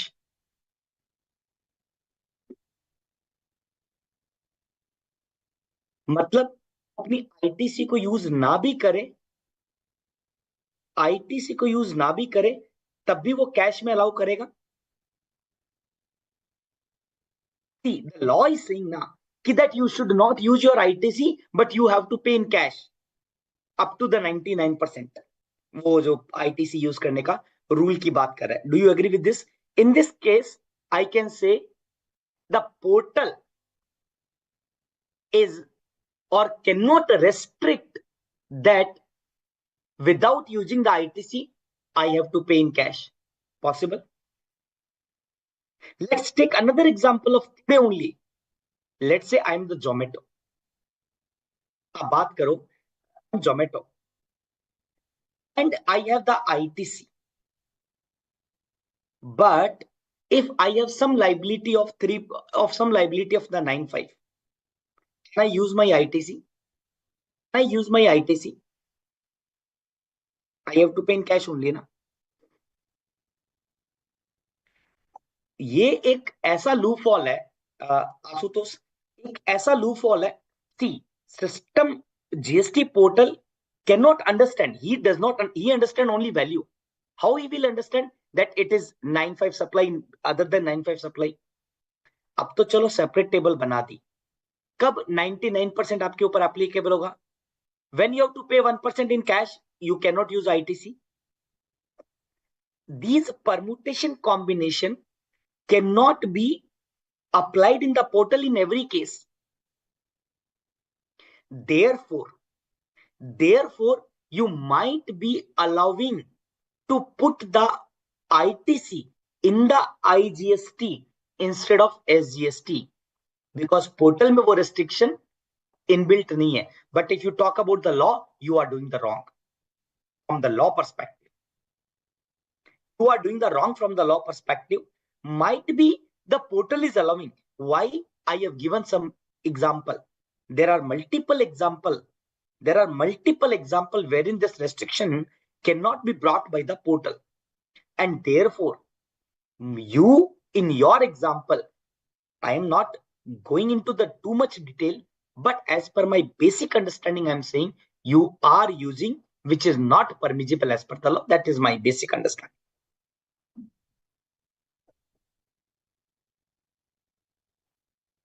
ठीक है. अब circular 194 पे आते हैं. Let's move to the circular 194.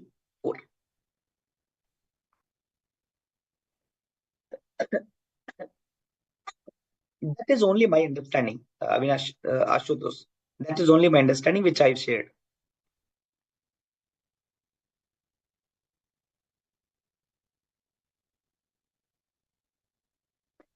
देख एक बात और है ना. See, we have the 1 crore 50 lakh का taxpayer. We have 1 crore 50 lakh taxpayer. Do you think that for every return they have the sufficient time to go for the scrutiny? And also, I am saying from my basic understanding, might be we have to see from all perspective.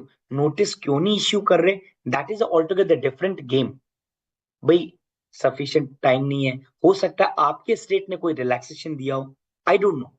There could be the multiple reason. So that I don't know. But regarding the offsetting, I am bit clear about section 49, which I have told you for the sake of argument. Okay. And why the portal is not restricting, that I have told you. But might be there could be the multiple reason why you are allowed in your situation. Okay.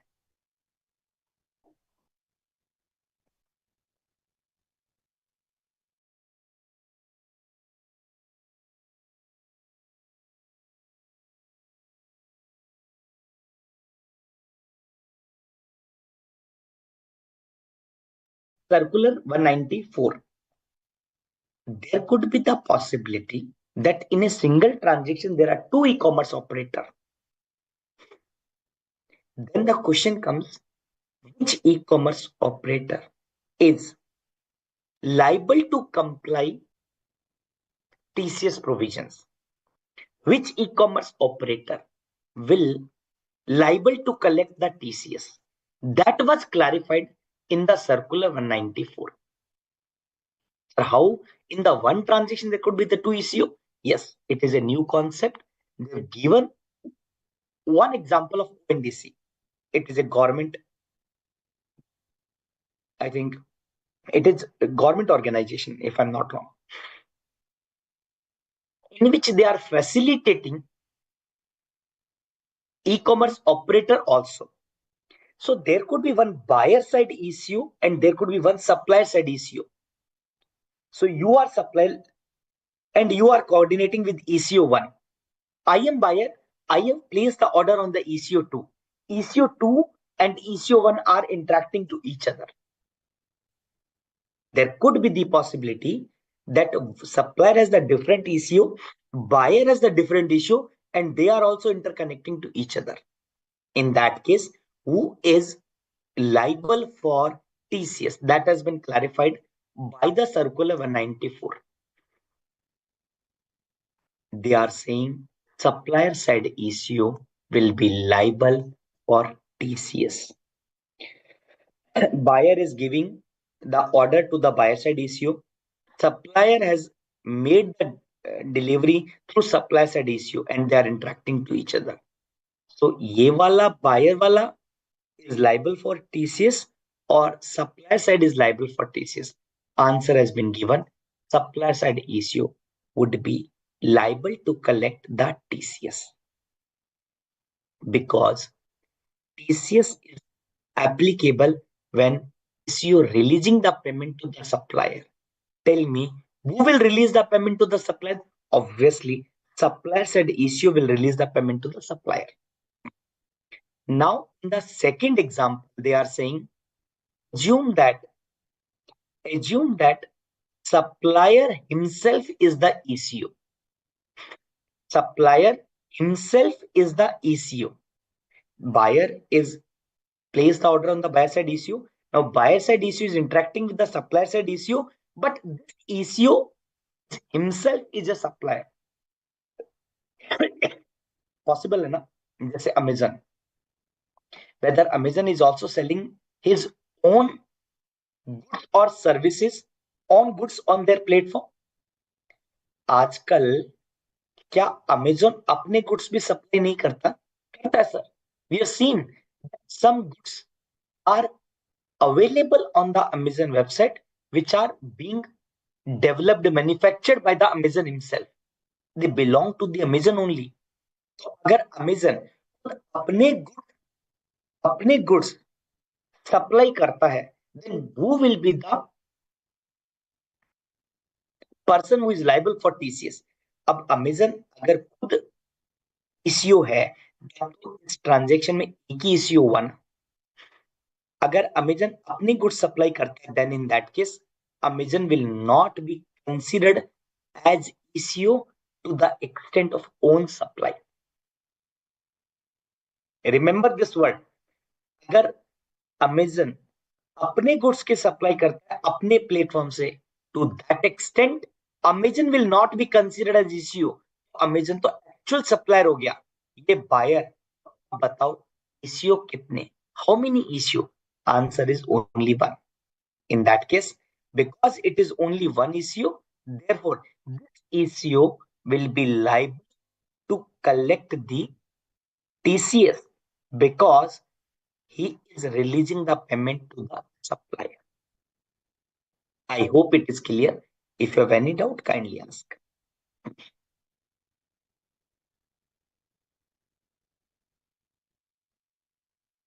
नहीं, मैं Ashutosh, I hope you agree with me कि I do not know the reason. See, अभी क्या होता है, state benefit दे रही है. There is a possibility that state has given the relaxation. SGST का यूटिलाइजेशन और का relaxation may be different. Can give, state can give the different relaxation or there can be any type of the incentive scheme because you are saying that your state is giving the refund or some incentive. So might be there would be some different relaxation or provision over there also. Might be. But अगर मैं CGST Act की बात करूं, it is not talking about such preference in the section 49 that I told you. ठीक है, clear है ना? चलो सर आगे बढ़ते हैं. Now let's move to the registration.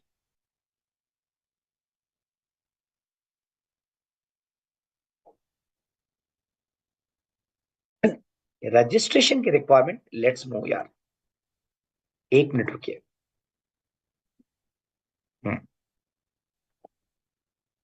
सबसे पहले हम बात करते हैं, restaurant is making the supply through Zomato to the customer. Whether Zomato is liable to take mandatory registration, let's say total sale, total turnover is below threshold limit, below 20 lakhs, 10 lakh, 40 lakh, जो भी आपको मानना है. First, I am talking about 9-5 transaction. Whether Zomato is mandatorily required to take registration, answer would be yes. If you read section 24,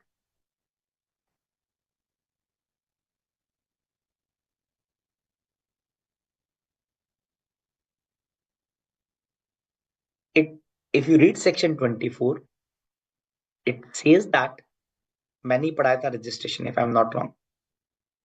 You remember ना कि हमने section 9-5 और जो भी registration था chapter, I have taken that chapter. Let me go to the registration chapter.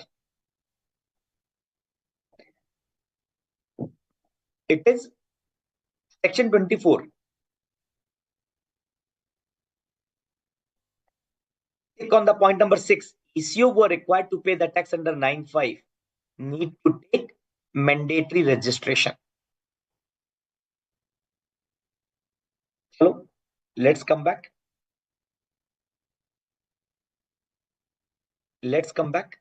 Second point, अब हम TCS वाली बात करते हैं. Shopkeeper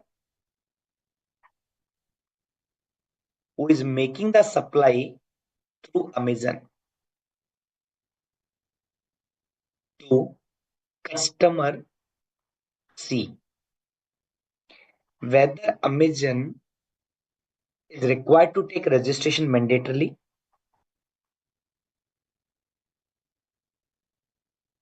Answer is yes. Because Amazon के ऊपर क्या applicable है? TCS applicable है. Section 52. So in the section 52, they need to take mandatory registration. Go back to the registration chapter. Point number 5. Point number 5. Every ECO who is required to collect the TCS.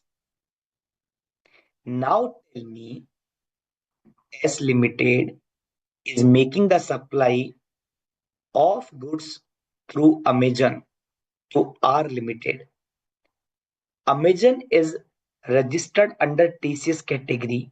You tell me whether S Limited, S Limited is mandatorily required to take registration because he's making the supply through Amazon.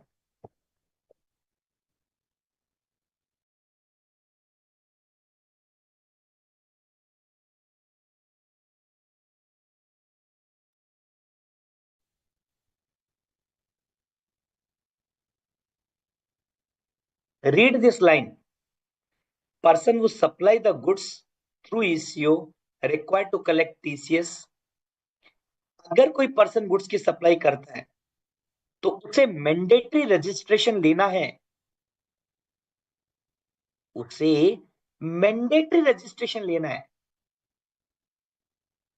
but they have given the relaxation, first relaxation for services. Service provider other than 9-5, we are not talking about 9-5, S Limited अगर service की supply कर रही है through Amazon, Flipkart, any platform, I'm talking about other than 9-5. Point to be noted, other than 9-5, relaxation has been given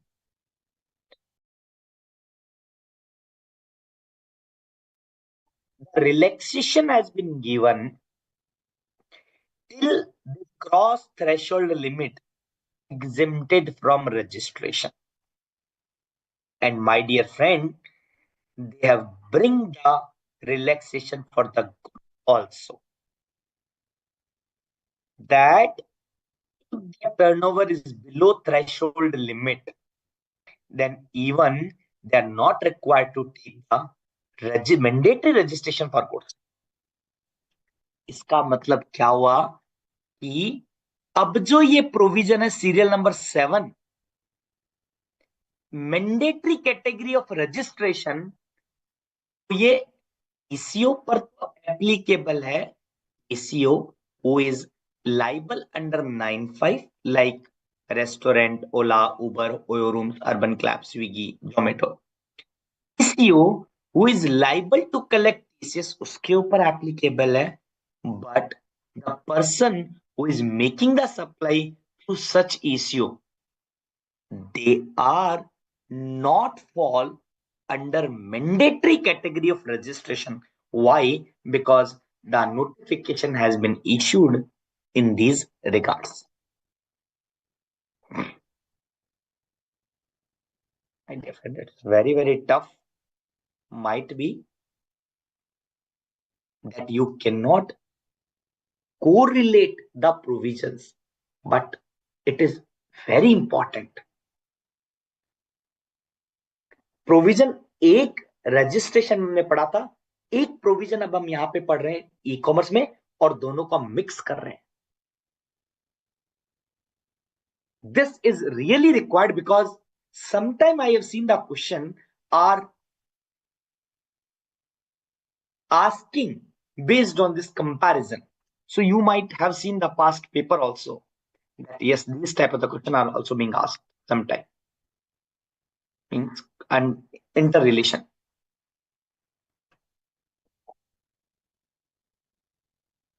ठीक है ना?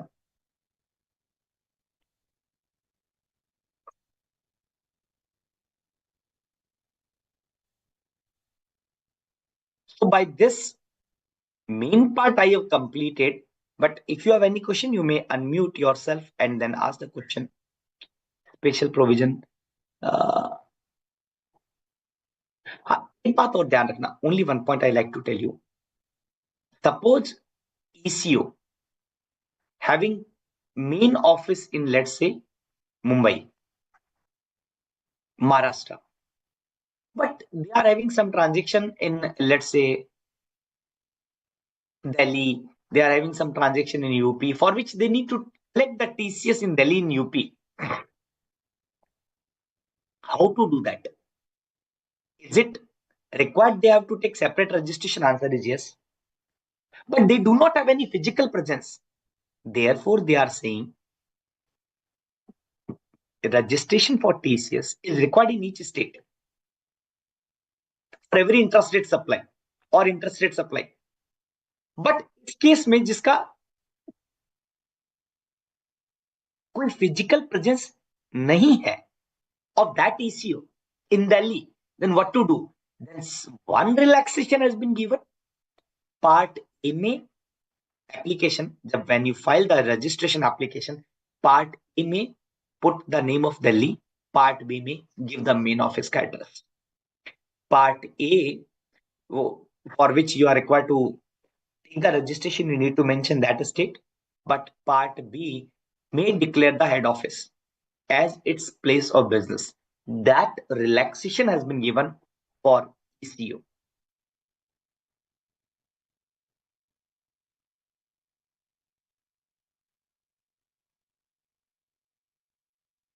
Registration requirement of the supplier making through ECO, person making the goods. ठीक है, so I have.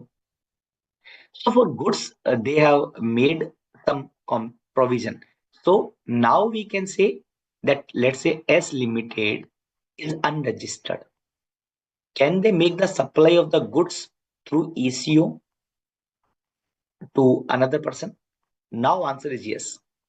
But for that, S Limited has to obtain common enrollment number on paying based. The process has been explained. Such person, that is S Limited, was unregistered, shall not make interested supply.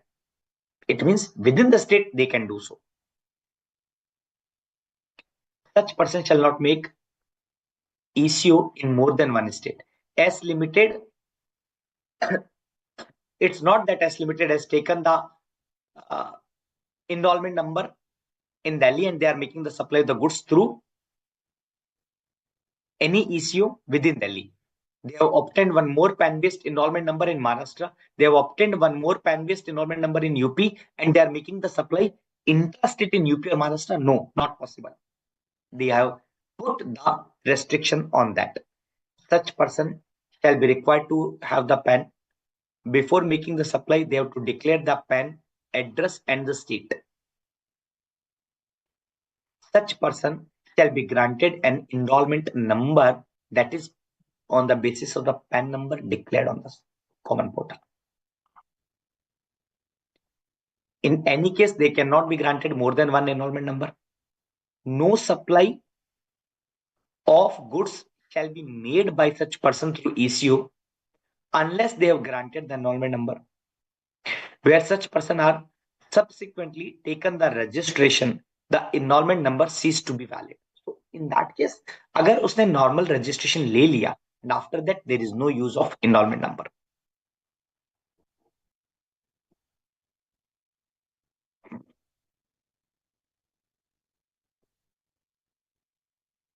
Special procedure has been laid down to be followed by the ECO through which above unregistered person supply the goods. ECO would ensure that no interstate supply would be made, okay, and the supply made by such unregistered person would be declared in the GSTR rate.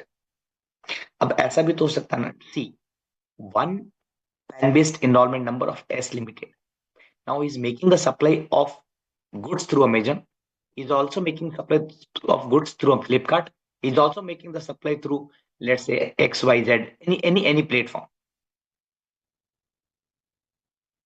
Then the problem is with the Amazon is 39 lakh, with the Flipkart is 39 lakh, with other is 39 lakh.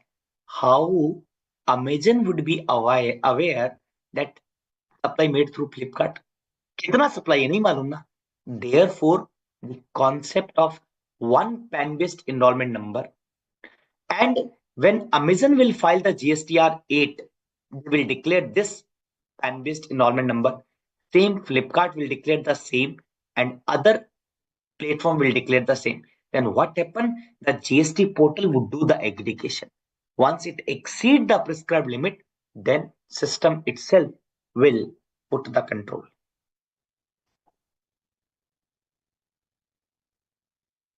ठीक है? Yeah, we have already discussed. If multiple ECOs are involved in the single supply of the goods through ECO, then ECO shall mean the ECO finally release the payment to the supplier. Person making the supply of the service other than 9.5 through an ECO who is required to collect TCS are required to obtain registration mandatorily. We have already discussed. Exemption we have already discussed. Person making the supply of the service through 9.5 under section 9.5 will mandatorily registered, require the mandatory registration, and that's it. But wait. I have made one very good chart for all of you. Let me go to that chart. Yes, that chart is very important, frankly speaking, and you will understand quick revision of the entire ECO concept. If one is an e-commerce operator, then broadly it is divided into part. If they are making the supply of their own goods, or if they are working as a mediator, facilitator between the supplier and the recipient. अगर वो खुद के goods को supply कर रहे हैं, then there will be no question of TCS, there will be no question of 9.5, nothing. It is normally supplier. ठीक है? Now, if such are working as a mediator, again it has been divided into parts. One, in which they are making the supply of the service which are covered in the 9.5, like restaurant, hotel, passenger and transportation. ठीक है? Second, other ECO. तो पहले मैंने क्या किया, इसको दो part में डिवाइड किया. जो मीडिएटर फैसिलिटेटर है, उसमें भी वो जो 95 में है और इसके अलावा। अगर 95 में है तो such e-commerce operator will be considered as deemed supplier. They are liable to pay the tax. They need to take mandatory registration. They will file GSTR 3B, GSTR 1 like others. ठीक है। अब अदर ईसीओ को भी दो part में divide कर दिया। If they are collecting the cash from customer, if they are not collecting the cash from customer. एक बार please give me the answer. If they are collecting the cash from customer or if they are not collecting the money from customer, what is the difference in these two? If they are collecting money from customer or if they are not collecting the money from customer, how does this make difference? How it will create the difference?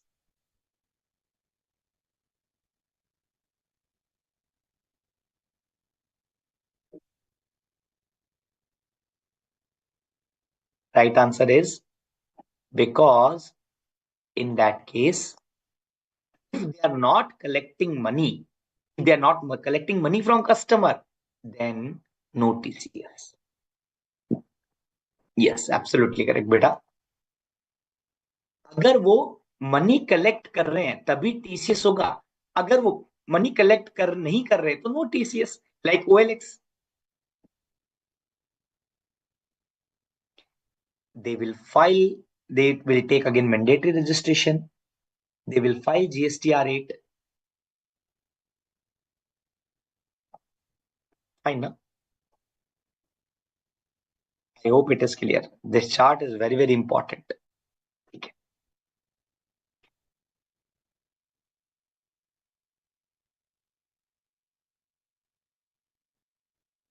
नहीं, मैं एक बार ये chart हटा देता हूँ। Okay, let me ask some question. 5 minute कुछ question पूछ लेता हूँ। If ECU is liable under 95, then which return will be filed by that ECU? Which return will be filed by that ECU?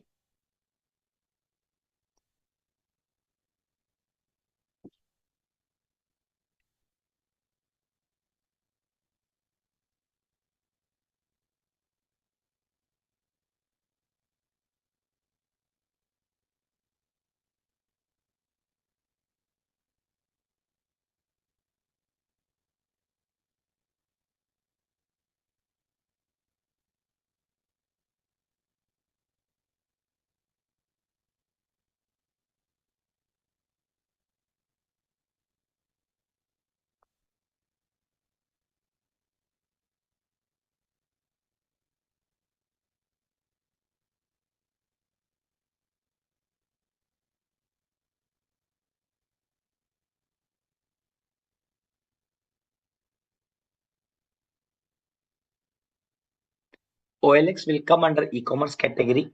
OLX will come under e-commerce category, but they are not liable to collect TCS under section 52. Ashutosh बेटा, मैं agree कर रहा हूं, आपने कुछ question पूछे होंगे, but I will try to respond in the class only whatever it is possible.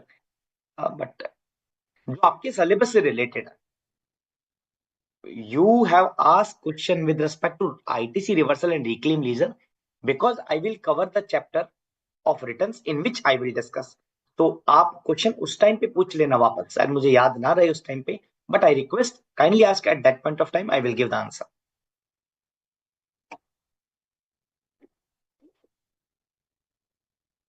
As issue is the deemed supplier, right, Hemant? So he will file the GSTR 1 and GSTR 3B. Absolutely correct.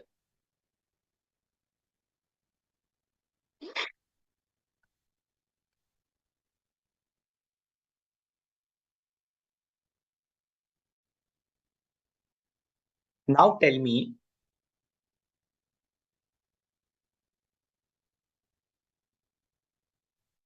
who will issue the invoice to customer? Who will issue the invoice to customer in case of 95 supplies?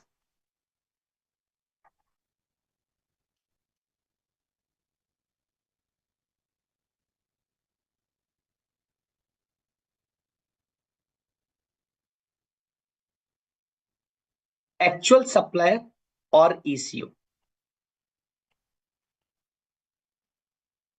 Answer is e-commerce operator. E-commerce operator. Next question is, can composition dealer make the supply of the goods or services through ECO who are liable under section 52 for collection of TCS? क्या composition goods की supply कर सकता है इस eco के माध्यम से, service की सप्लाई कर सकता है इस ईसीओ के माध्यम से? कौन सा ईसीओ है जो 52 में लाइबल है टीसीएस कलेक्ट करने के लिए?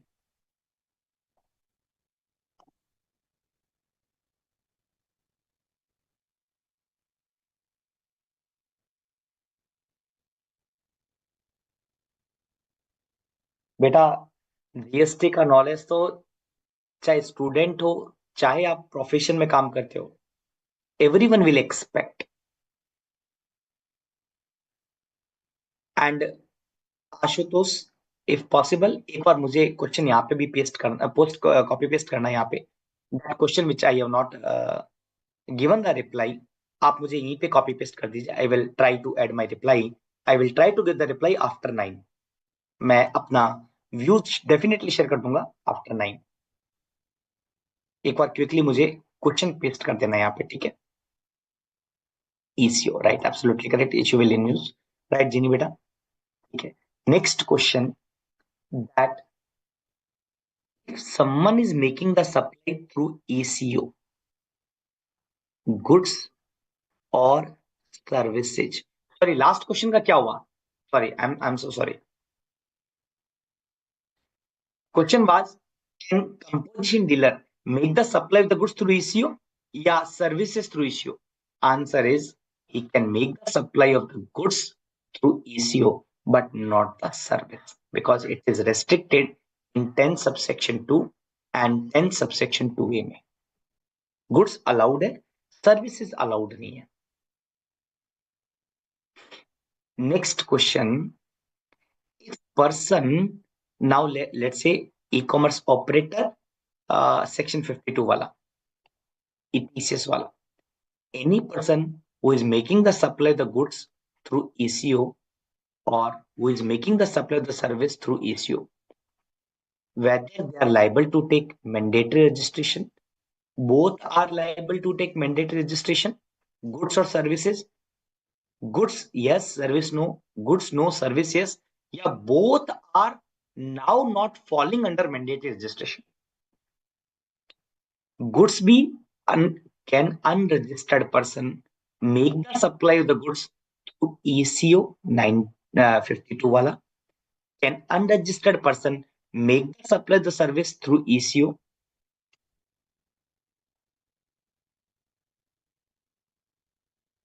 आप मुझे क्वेश्चन पेस्ट करो. Ashutosh, kindly paste your question. Answer is only goods, only service, both goods or services, none of them. Answer is none of them. Now they are saying that goods also can be supplied, service can also be supplied. Goods can also be supplied, service can also be supplied by unregistered person through e-commerce operator who are liable under section 52 TCS. इसका मतलब क्या हुआ? PAN based enrollment का concept लेके आए थे. They bring the concept of PAN based enrollment number, correct? So that is there so that they can monitor these. Can they make the interstate supply of the goods? Can they make the interstate supply of the goods?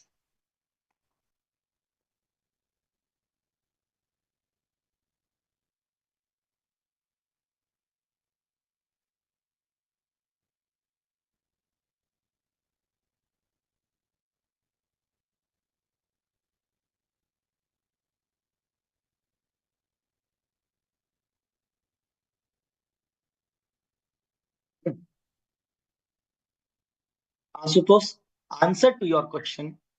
Answer to your question. Report the amount in the table 4D1. D for Delhi 1. 4D1 of GSTR 3B, it will get reduced. 4D1, D for Delhi. Answer is, and what was my question? The question is that unregistered person supplying the goods through ECO, can they do the interstate supply? Answer is no. Now my question, unregistered person service making the services through ECO, can they do interstate supply? देखो पहला question goods का था, unregistered है, goods की supply कर रहा through eco, क्या वो इंटरस्टेट कर सकते हैं? Answer is no. Second question है, अनरजिस्टर्ड है, सर्विस की सप्लाई कर रहा थ्रू ईसीओ, क्या वो इंटरस्टेट कर सकते हैं? Can they do interstate?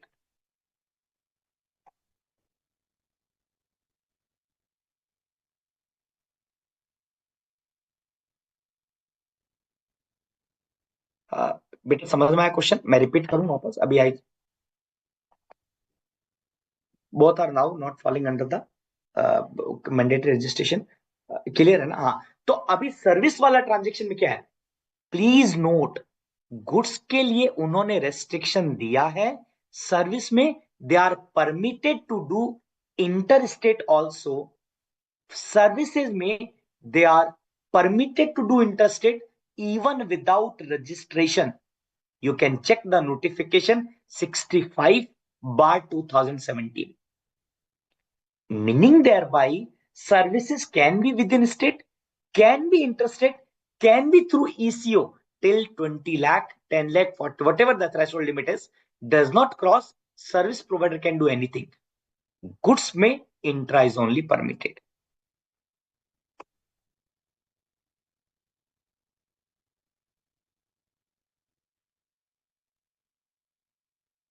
नहीं, क्या सर किए थे, लेकिन हमारा करंट मंथ का आईटीसी कम हो जाता है, पॉसिबल ही नहीं है. 4D1 is only linked to that laser. 4D1 is only linked to the reversal and reclaim laser. It is nothing to do with the credit laser. Electronic credit ledger हो ही नहीं सकता, as per my understanding. जरूर check कर लीजिएगा, no problem. So any other question if you have? No. ठीक है. सो अभी अभी अपना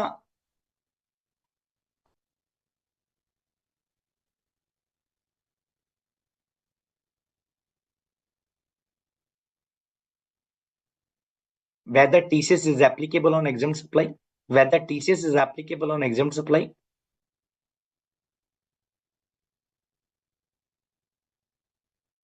Whether TCS is applicable on import of goods or import of services. क्या TCS applicable होगा गुड्स के ऊपर या सर्विसेज के ऊपर? इंपोर्ट ऑफ गुड्स और इंपोर्ट ऑफ सर्विसेज दोनों के लिए नो है, एक के लिए यस या एक के लिए नो है, या दोनों के लिए yes? Import of goods and import of services both no. Absolutely correct, both no. What is the due date of the GSTR 8? What is the due date of the GSTR 8?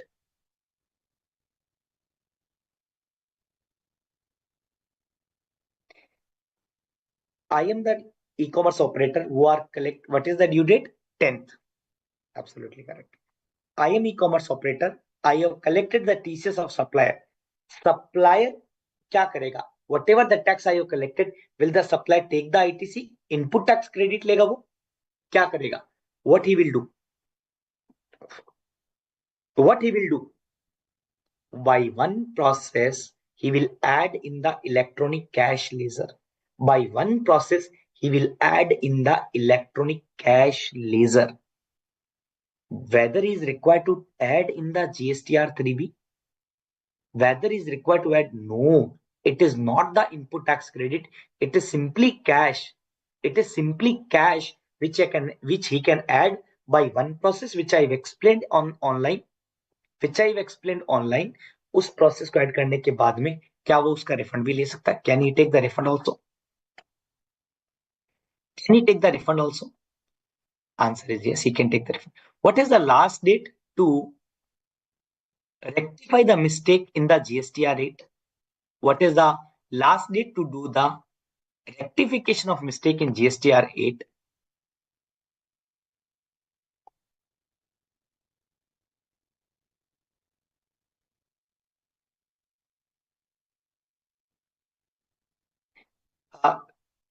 Answer is 30th November or annual return, whichever is earlier. What is the annual return? What is the annual return? What is the form annual return? What is the form annual return for the e-commerce operator? 9B. Is it notified? Is it notified?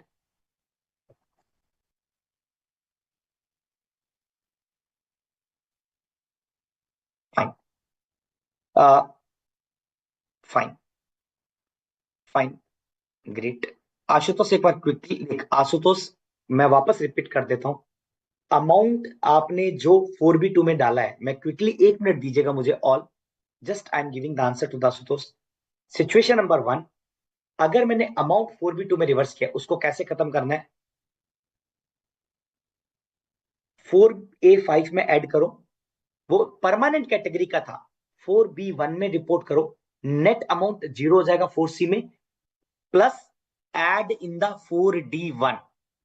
ठीक है, situation number 1।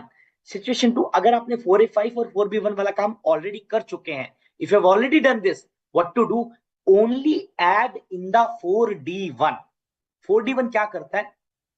4B2 और 4D1 का अंतर समझिए। 4B2 increase the value in the temporary reversal ledger and reclaim statement, और 4D1 क्या करता है? रिवर्सल एंड रिक्लेम स्टेटमेंट के लेजर को कम करता है। 4B2 में डालोगे तो बढ़ जाएगा, 4D1 में डालोगे तो कम हो जाएगा। That is the simply rule and linking with the electronic credit ledger reversal and reclaim statement. I hope you got the answer.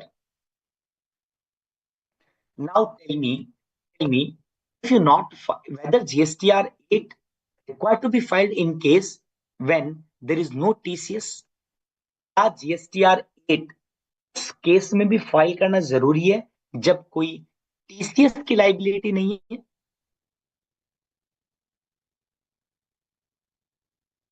Answer is not required. Absolutely correct, not. What is the late fees for delay filing in the GSTR 8? What is the late fees for delay filing in the GSTR 8? What is the late fees for delay filing GSTR 8? 200 rupees per day, subject to the maximum of 10,000. देखो, अभी एक amendment आया था returns में which talks about that you can file return within 3 years only. Late to late आप कितना साल तक फाइल कर सकते हो? 3 years तक फाइल कर सकते हो। therefore max to max GSTR 8 can be filed in 3 years from the due date. If there are two e-commerce operators in one transaction, which ECO is liable for TCS? Buyer side ECO या supplier side ECO? Which ECO is liable for which e-commerce operator is liable for TCS? Very nice, बच्चा, very nice. Supplier side ECO are liable to collect TCS. बहुत बढ़िया बेटा, very nice.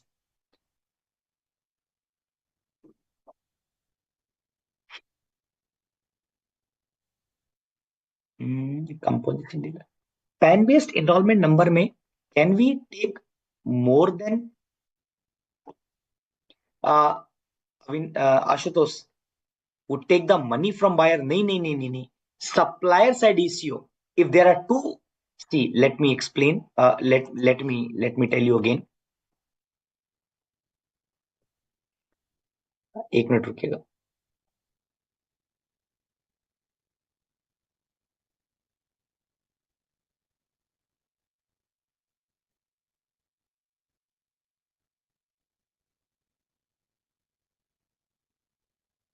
Answer was supplier side issue. I was talking about circular 194. Let me highlight. This was the transaction, and they have clarified that supply side issue who finally release the payment to the supplier will collect the TCS. I hope it is clear. ठीक है. Such ECO who is paying the tax under Section 95, can they pay by ITC or mandatorily they have to pay through cash? 95 का जो ECO है, can he make the payment through ITC or mandatorily he has to pay? No problem beta, no problem Ashutosh. Mandatorily it is cash. क्या वो ITC भी use कर सकता है? Cash में देना पड़ेगा. Answer is only cash. Answer is only cash.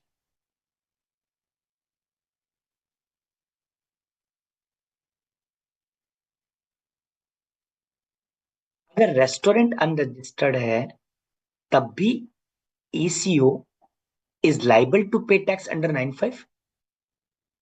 When if the supplier is unregistered, 95 is applicable. Restaurant, whether e-commerce operator mandatorily required to pay the tax?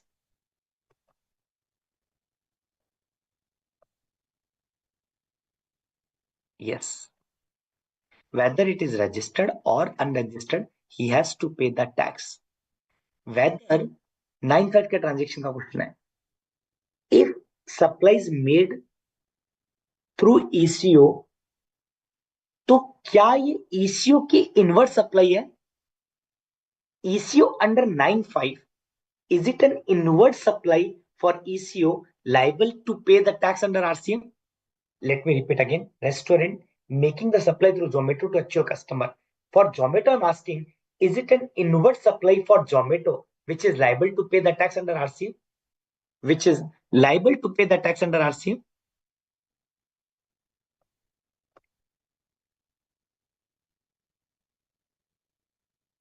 Answer is no. Answer is no. It has been clarified. I think Ashutosh, you have given the different answer. Probably, I'm not sure that because there is just some time lag in your reply. Let me read this question for the benefit of all. Can the supply of the restaurant made through ECO will be considered recorded as inward supply of the ECO liable to RCM? The answer is no. ECO are not the recipient of restaurant services supplied through them.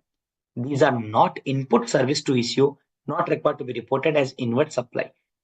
One point is clear that such ECO will pay in cash only.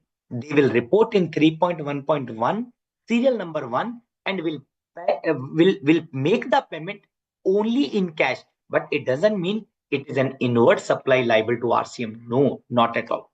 I hope it is clear.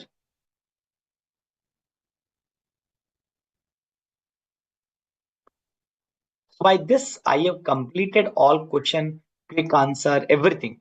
Still, if you have any point, you may ask. अगर आपका कोई doubt है, anyone would like to ask? My request to all the participants, please tell your friend to join the class. जितने ज्यादा हम लोग रहेंगे, if we have more number of the participant, the discussion, enjoyment will definitely increase. Because you all will ask different set of the question and we are interacting to each other. Thanks to Board of Studies, they have brought the concept of the Zoom also, by which whatever you ask, it will immediately. You can unmute yourself and ask the question directly to the respective faculties. So my humble request to everyone, please circulate these classes in your group, in your circle, and try to bring more and more participants, more and more students. That is my request. Any question? So we can complete the class if you do not have any question. Thank you, beta. Thank you. Thank you, beta. So thank you very much. Goodbye to all of you. We'll meet in the next class with the GST written. Very practical topic. Very, very practical. Thank you. Goodbye. तो जी आज की class complete हो गई. Good night. Good night. Thank you, sir.